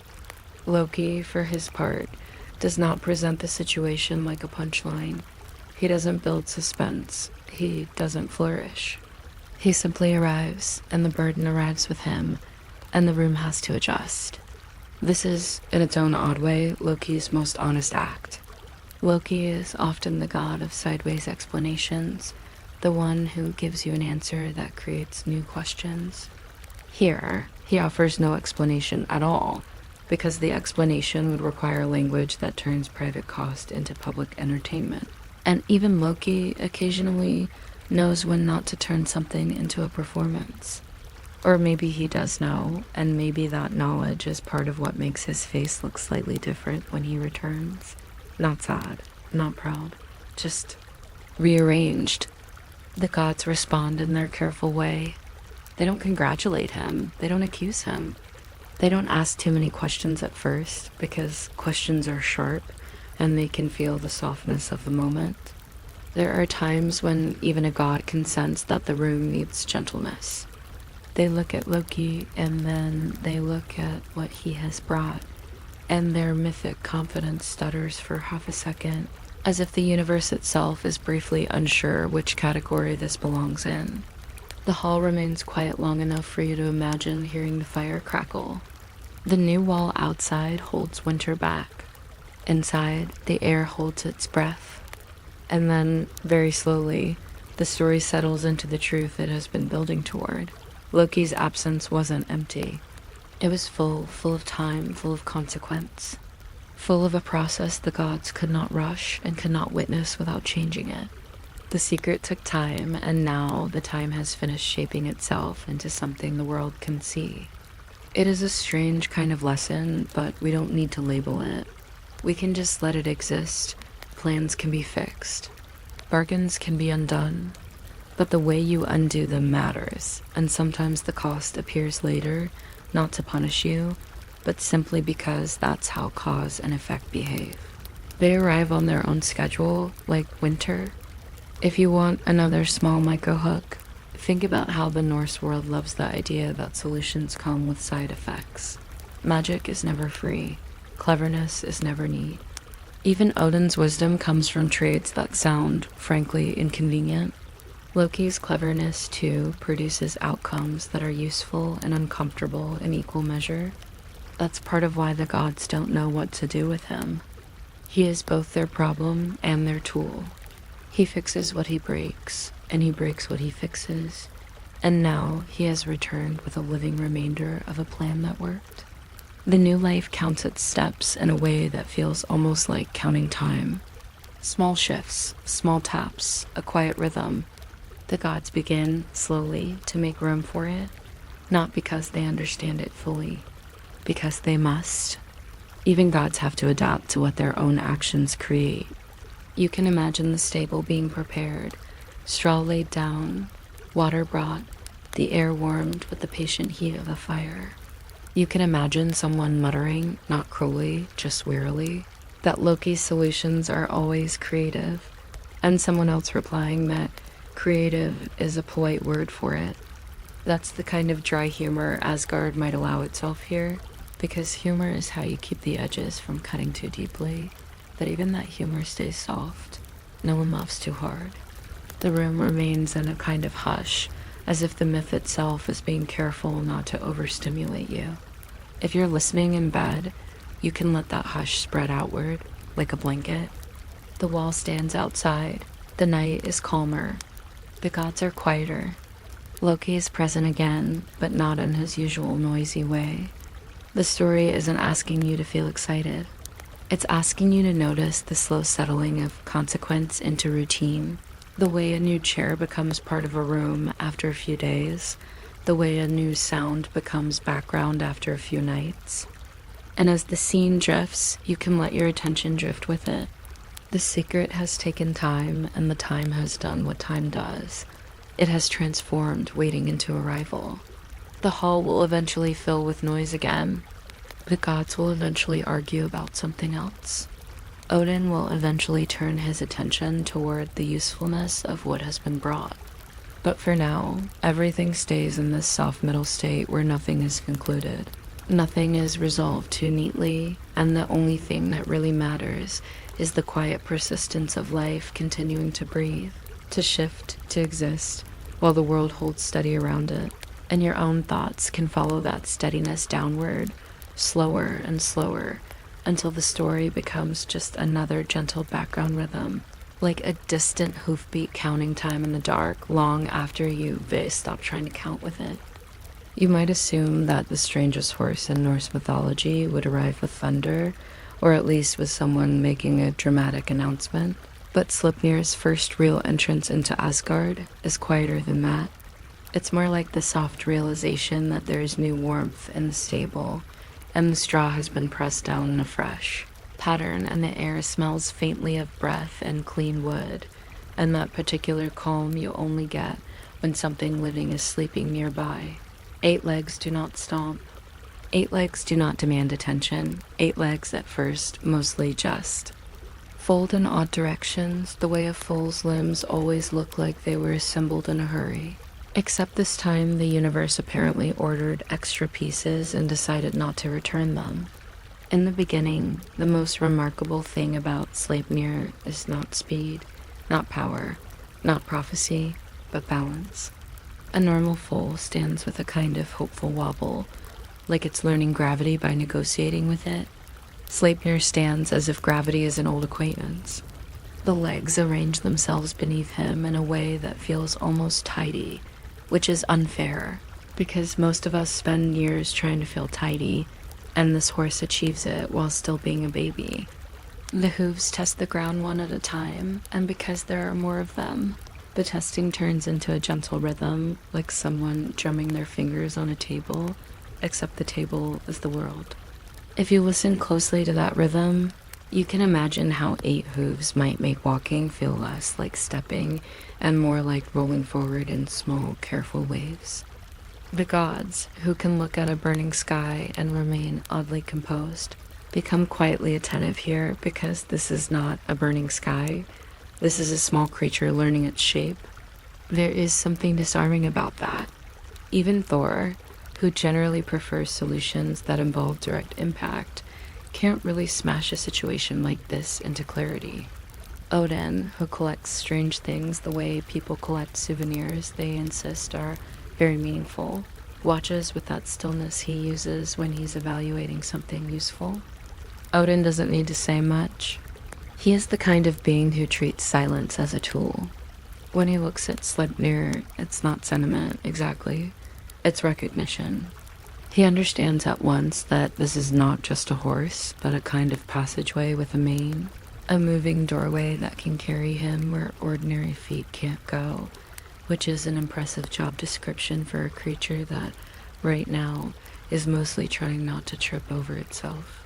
It's also quietly funny, if you think about it, that the gods' grand solution to a legal problem has resulted in more animal care. The wall was meant to simplify things, a barrier, a clean line, keep the chaos out. Instead, they now have an 8-legged foal, which is the opposite of simple, even if it is calm. Somewhere in Asgard, someone is realizing that straw will have to be replaced more often. Someone is realizing that harnesses are not designed for this number of legs. Someone is wondering very gently how many horseshoes you need for a horse that has 8 hooves, and whether the blacksmith is going to charge by hoof. If you've ever watched a small household decision turn into a long list of errands, you understand the cosmic version of that feeling. And because this is a bedtime story, we can linger on the small details without rushing to make them heroic. Sleipnir's coat, at first, is just a coat. Soft, slightly messy. The kind of fur that catches bits of straw and then carries them around like decorations. His ears twitch at sounds that aren't threats, only information. A bucket being set down. A hoof shifting in straw. A quiet voice. He breathes slowly, and each breath feels like a tiny affirmation that the world is not ending right this second, which, in Norse mythology, is a surprisingly valuable reassurance. The stable is warm enough that the frost stays outside, pressed against the new wall like a polite visitor who has been told, "Not tonight. If you're still awake, you can subscribe if you want, or don't." Odin has ravens, but they are famously dramatic and sometimes return with information that is less intelligence report and more poetic mood, so I wouldn't rely on them to track your subscription status. This is one of the benefits of bedtime storytelling. The gods can be all-seeing in theory, but in practice, you can just lie there and be a quiet human under a blanket, and no one is going to send a raven about it. In the Norse world, horses are not background scenery. They matter in a very practical way, because life is made of distance and weather and heavy things that need moving. A good horse is wealth you can ride. A good horse is survival with hooves. In some burials, people were laid to rest with horses, as if arriving in the next place on foot would be undignified, or at least inconvenient. That tells you something about how they thought of movement.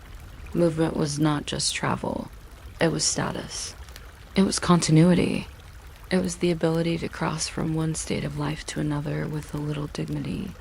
So when Sleipnir arrives, even as a foal, the meaning begins to gather around him like mist.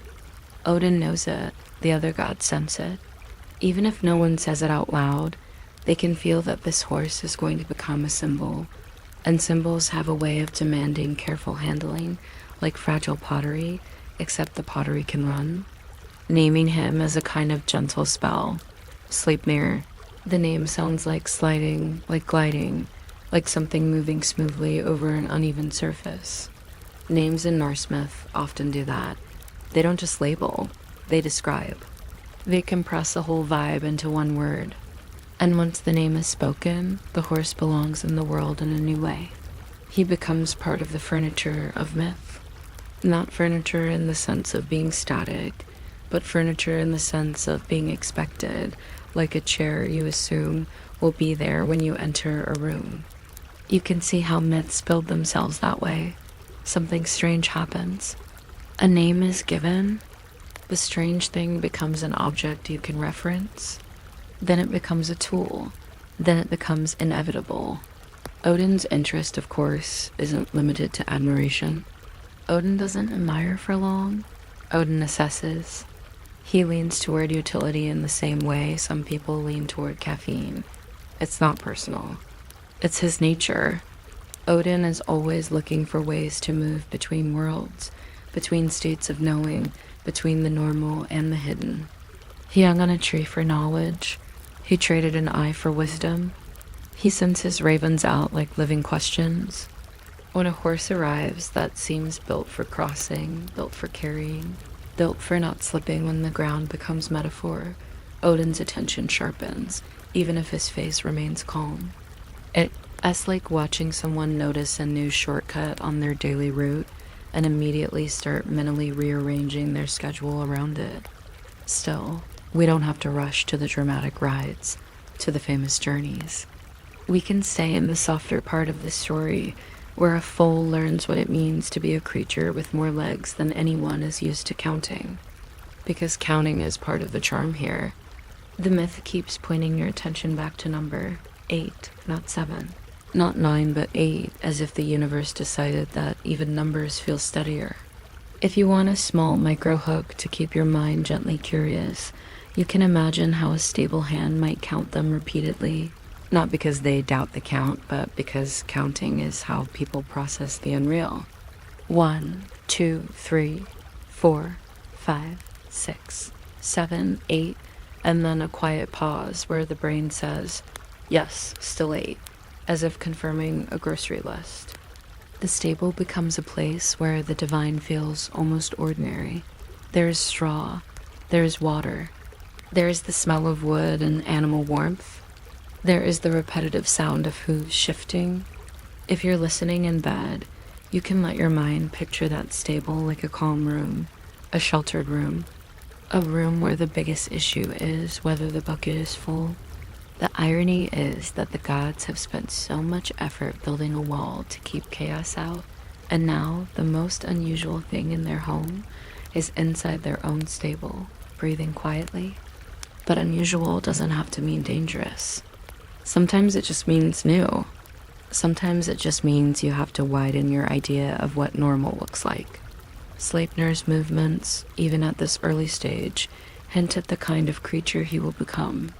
When he turns smoothly, as if he has more options for balance than other horses. When he steps, his weight distributes differently, like a table with extra legs that never wobbles, no matter how uneven the floor is. The ground of myth is often uneven. It has roots and branches and hidden doorways. It has rivers that mark borders and skies that carry omens. A horse that can remain steady on uneven ground is more than an animal. It's a promise. It's reassurance with hooves. Odin, who is often surrounded by things that threaten to unravel, appreciates reassurance, even if he would never admit it in a way that sounds sentimental. And then there's Loki hovering at the edge of this, because Loki always hovers at the edge of the consequences he creates. He brought the foal without pride and without apology, which is perhaps the only way to carry something like this into a hall of gods. Pride would make it a boast. Apology would make it a weakness. Loki is neither comfortable boasting nor comfortable being weak for too long, so he chooses the third option, neutrality. He stands there as if delivering a package, and the package happens to be legendary. The gods who are experts in grand emotional arcs don't know where to put their feelings because this doesn't fit their usual categories. This is not a battle won. This is not a monster slain. This is a living aftermath. It's a story that insists on being handled gently, which is a rare demand in a world that usually responds to problems with hammers or prophecies. The quiet humor in this part of the myth is that the universe seems to solve problems by creating even stranger logistics. You avoided paying the builder by delaying his horse. Congratulations. No, you have an 8-legged foal and an awkward silence, and a new set of responsibilities. Norse myths are full of that kind of trade. Wisdom comes with sacrifice. Safety comes with consequences. Cleverness comes with a bill, and the bill arrives in a form you didn't anticipate. It's like ordering something online and discovering it requires assembly, except the assembly is emotional and cosmic, and the instruction manual is missing. But none of that needs to be sharp. We can keep it soft. We can let it be just a gentle observation about how solutions often come with extra parts. Sleipnir is an extra part, a spare piece of destiny that turned out to be useful. The gods will adjust because gods always adjust, and because adjustment is what living things do, whether they're human or divine. They make space, they build routines, they treat the extraordinary as if it belongs, and in doing so, they make it belong. At some point, someone will decide to groom Sleipnir, and grooming is one of the most quietly intimate acts between humans and horses. You take a brush. You move it through fur in a repetitive motion that calms both the animal and the person doing it. Repetition is soothing. Repetition is also very Norse, if you think about it.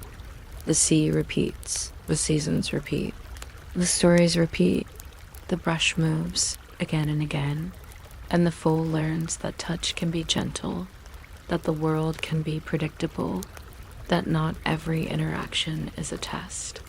Sleipnir's ears flick back and forth as he learns to interpret the small sounds of the stable, and you can imagine how those sounds might become part of his sense of safety. The scrape of a boot, the clink of a bucket, the soft exhale of another animal settling into straw.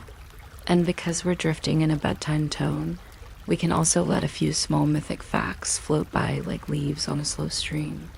In the Norse imagination, the world is connected by Yggdrasil, the great tree, whose roots reach into places you don't want to visit without a good reason. Under one root there is a well of knowledge. Under another there are the Norns, weaving fates like patient hands weaving cloth. Under another is a serpent gnawing, because there is always something gnawing in these stories. The point is not that everything is terrifying. The point is that everything is connected, and connection means that movement matters. Sleipnir's future role is movement. It is carrying Odin across these connections, across edges that are otherwise difficult to cross. But right now, he is still just a foal, and the most important connection is between hoof and straw, between breath and warmth, between the new stable routine and the old hall routine. Odin might visit the stable more than once, which is a small detail that makes him feel almost human. He might stand in the doorway and let his one remaining eye adjust to the dimness. He might watch Sleipnir without speaking, because Odin's affection, if it exists, is expressed through attention rather than through petting. He is not the kind of god who scratches a horse behind the ears and says, "Good boy."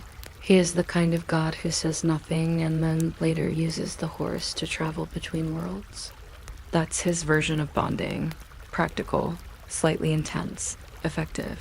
If you want a modern analogy that stays gentle, you can think of Odin like someone who finds a new tool that does a job unbelievably well. Not flashy admiration, but a quiet, focused interest.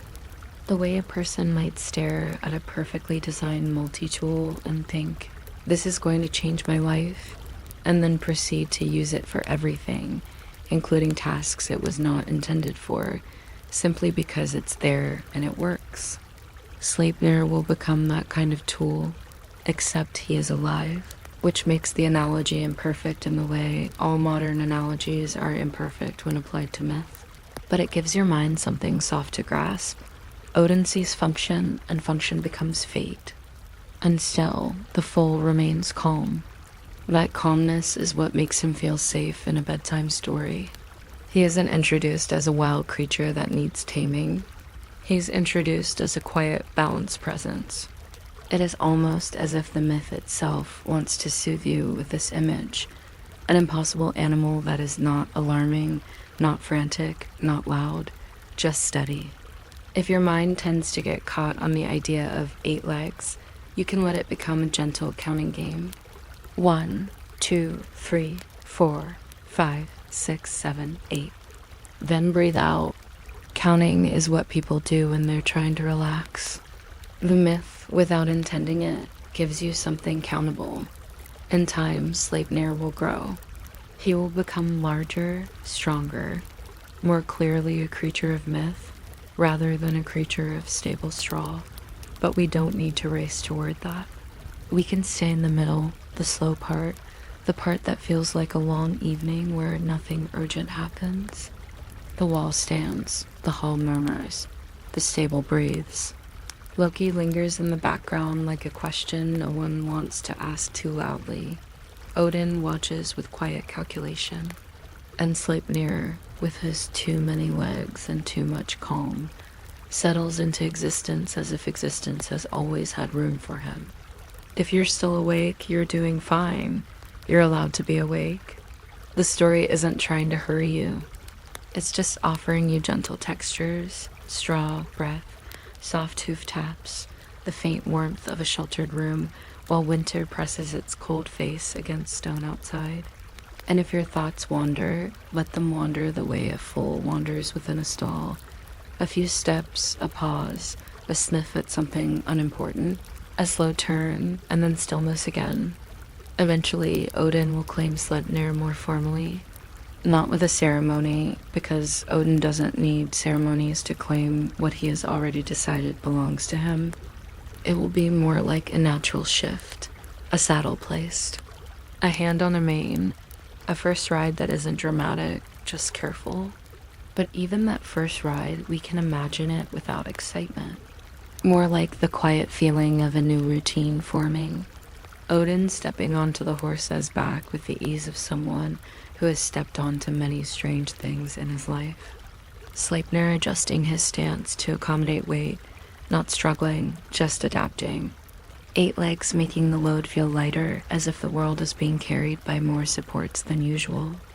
And then, as the night in your own room continues, you can let this image soften and blur at the edges, because it doesn't need a sharp ending. Sleipnir is there. The foal breathes.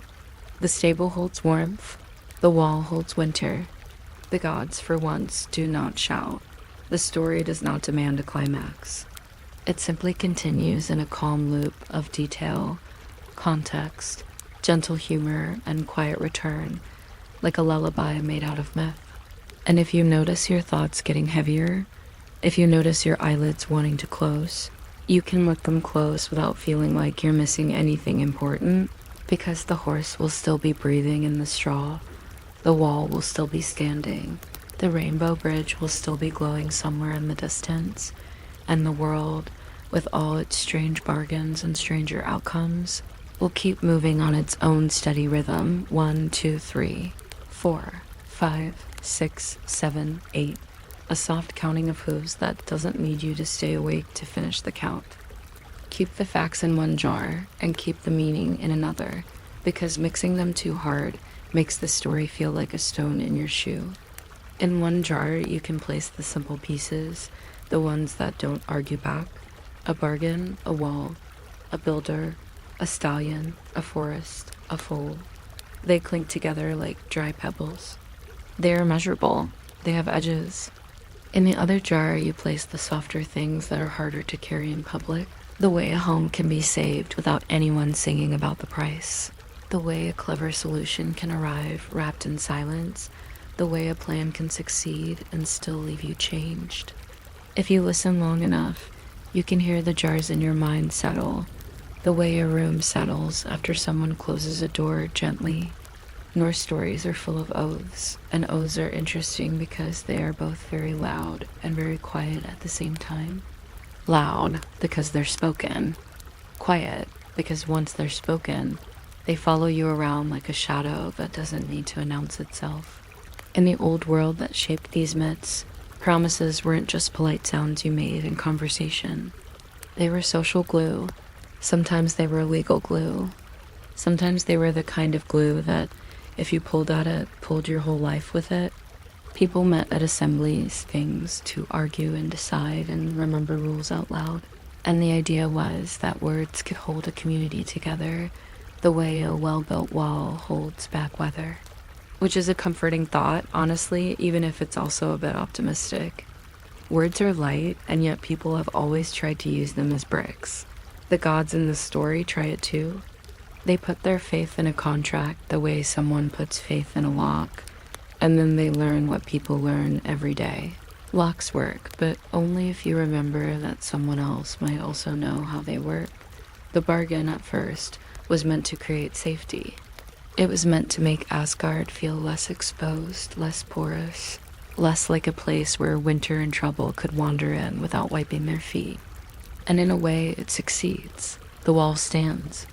It's there in the background now, like a new horizon line. It changes how the wind moves. It changes how the light breaks in the morning. It changes what it means to be inside. But the wall also becomes a reminder that safety always comes with a bill, even if the bill is paid in odd currency. The gods avoided paying what the builder demanded, but they didn't avoid paying anything. They paid in an experience no one had asked for. They paid in silence. They paid in the awkwardness of a living consequence. They paid in the kind of private weight that doesn't fit neatly into a celebration. And if you think that sounds familiar, it's because it's familiar. People do this all the time. They solve a problem quickly and then spend months living with what the solution rearranged. If your mind wants a small, oddly specific hook to stay gently engaged, you can notice how often Norse myth treats payment as something more complex than coins. Odin pays with an eye, Tyr pays with a hand.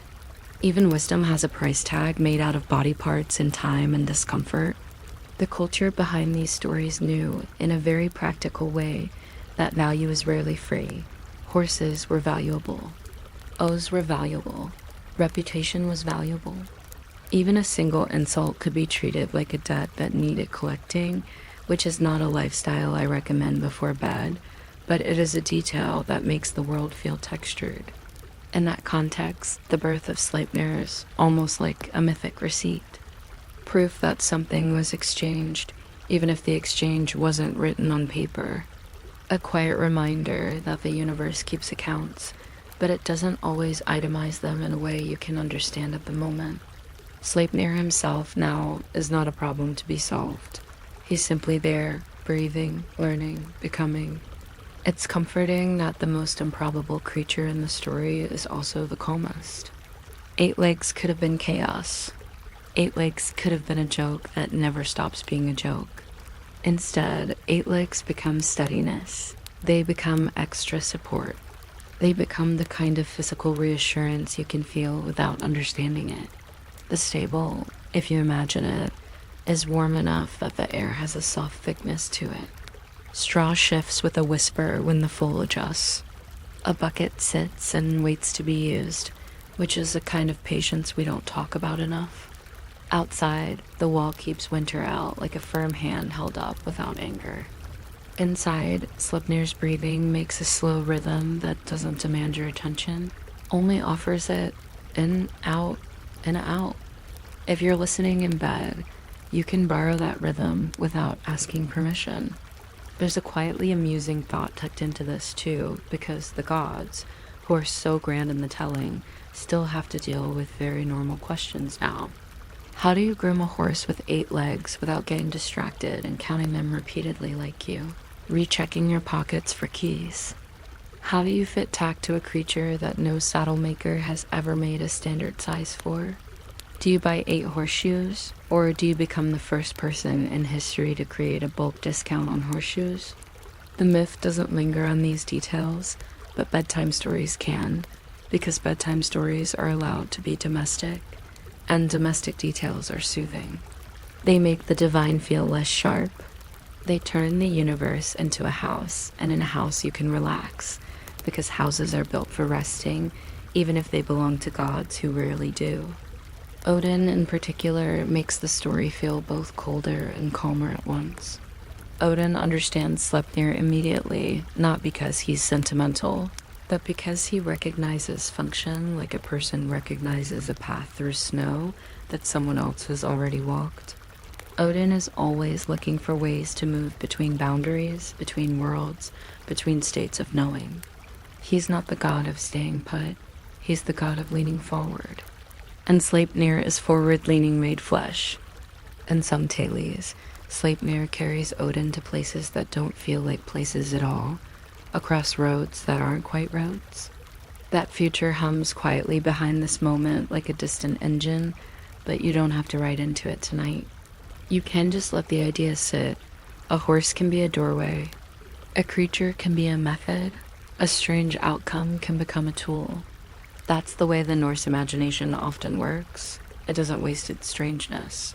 It repurposes it, and Loki, as always, remains the hardest piece to place in the jar.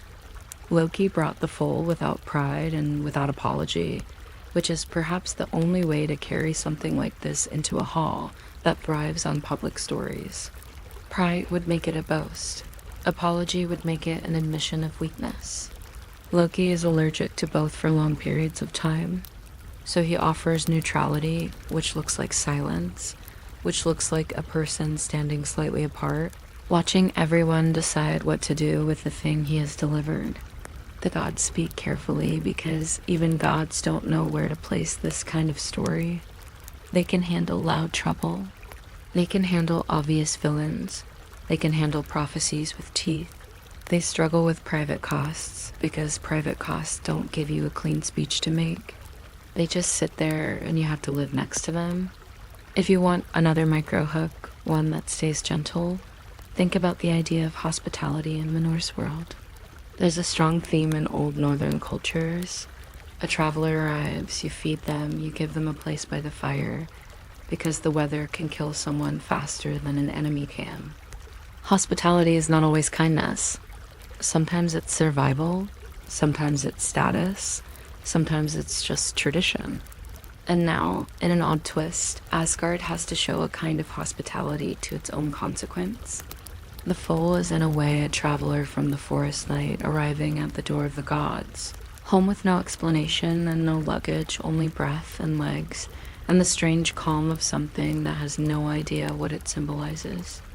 So they feed it, they warm it, they make a space. And in doing that, they turn a bizarre outcome into something that belongs. That's a quiet form of power, and it's also a quiet form of peace. Making room without needing to fully understand. The bedtime oath then doesn't have to be heroic.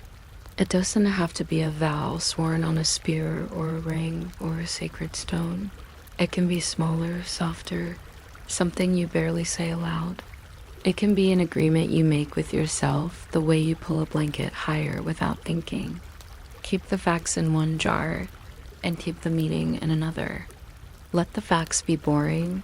Let them be heavy in a simple way. A wall, a contract, a horse, a foal. Let the meaning be light enough to carry without clenching your teeth. Patience, improvisation, the courage to look strange when the situation demands it. Not the loud courage of battle, but the quiet courage of doing something awkward because it works. There are nights when the bravest thing you can do is choose the least dramatic option and stay with it until morning.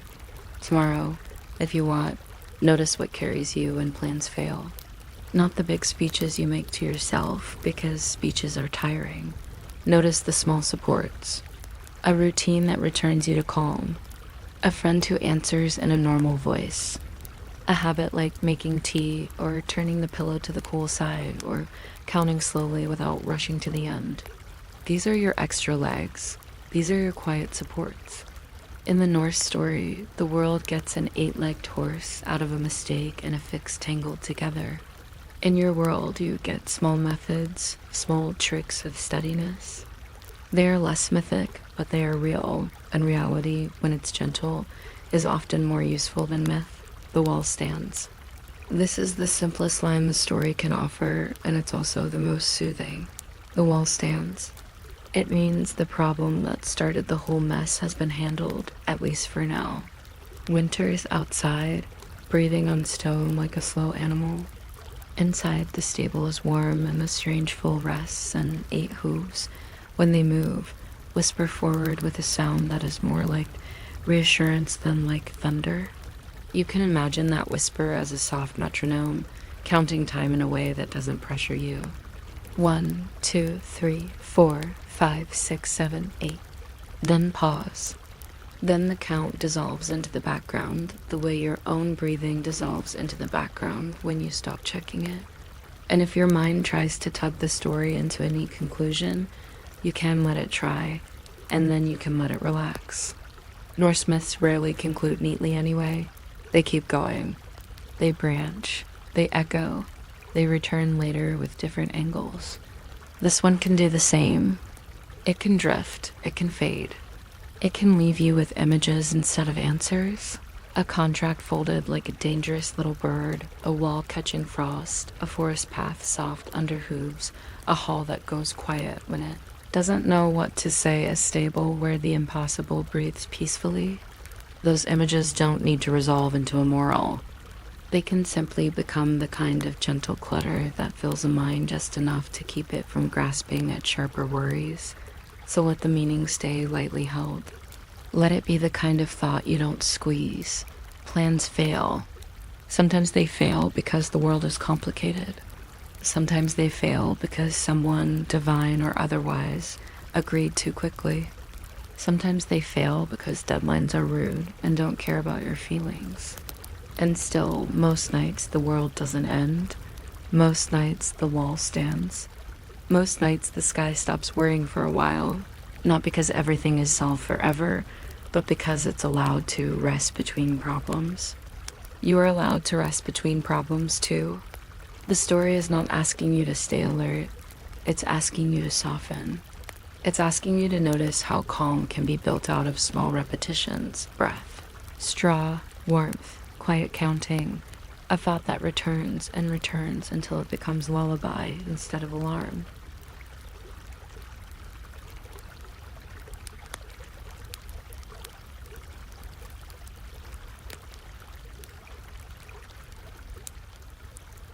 Somewhere deeper down, roots of the world tree would still be drinking from dark wells, and the Norns would still be weaving the threads that make the future feel inevitable, even when it is improvised. Somewhere in a hall, Odin would be thinking in his quiet, sharpened way, already imagining the journeys this horse will make. Somewhere, Loki would be standing with the strange neutrality of someone who knows he solved the problem and also created something no one knows how to talk about. And somewhere closer in the simplest room of all, a foal would be breathing in straw, learning that the world is steady enough to sleep in. You can let that be the last feeling, not an ending, just a settling. The wall stands. The night settles. 8 hooves whisper forward in your imagination, not rushing, not demanding, just moving in a soft, steady pattern that can carry your attention for a little while longer, and then, when your attention gets heavy, can carry it down into the place where stories don't need to finish. If you're still awake, you don't have to force yourself to stop being awake. You can simply lie there and let the myth keep walking without you, step after step, breath after breath, until the story becomes distant, until the distance becomes comfort, until comfort becomes that quiet drift where the world continues and you don't have to.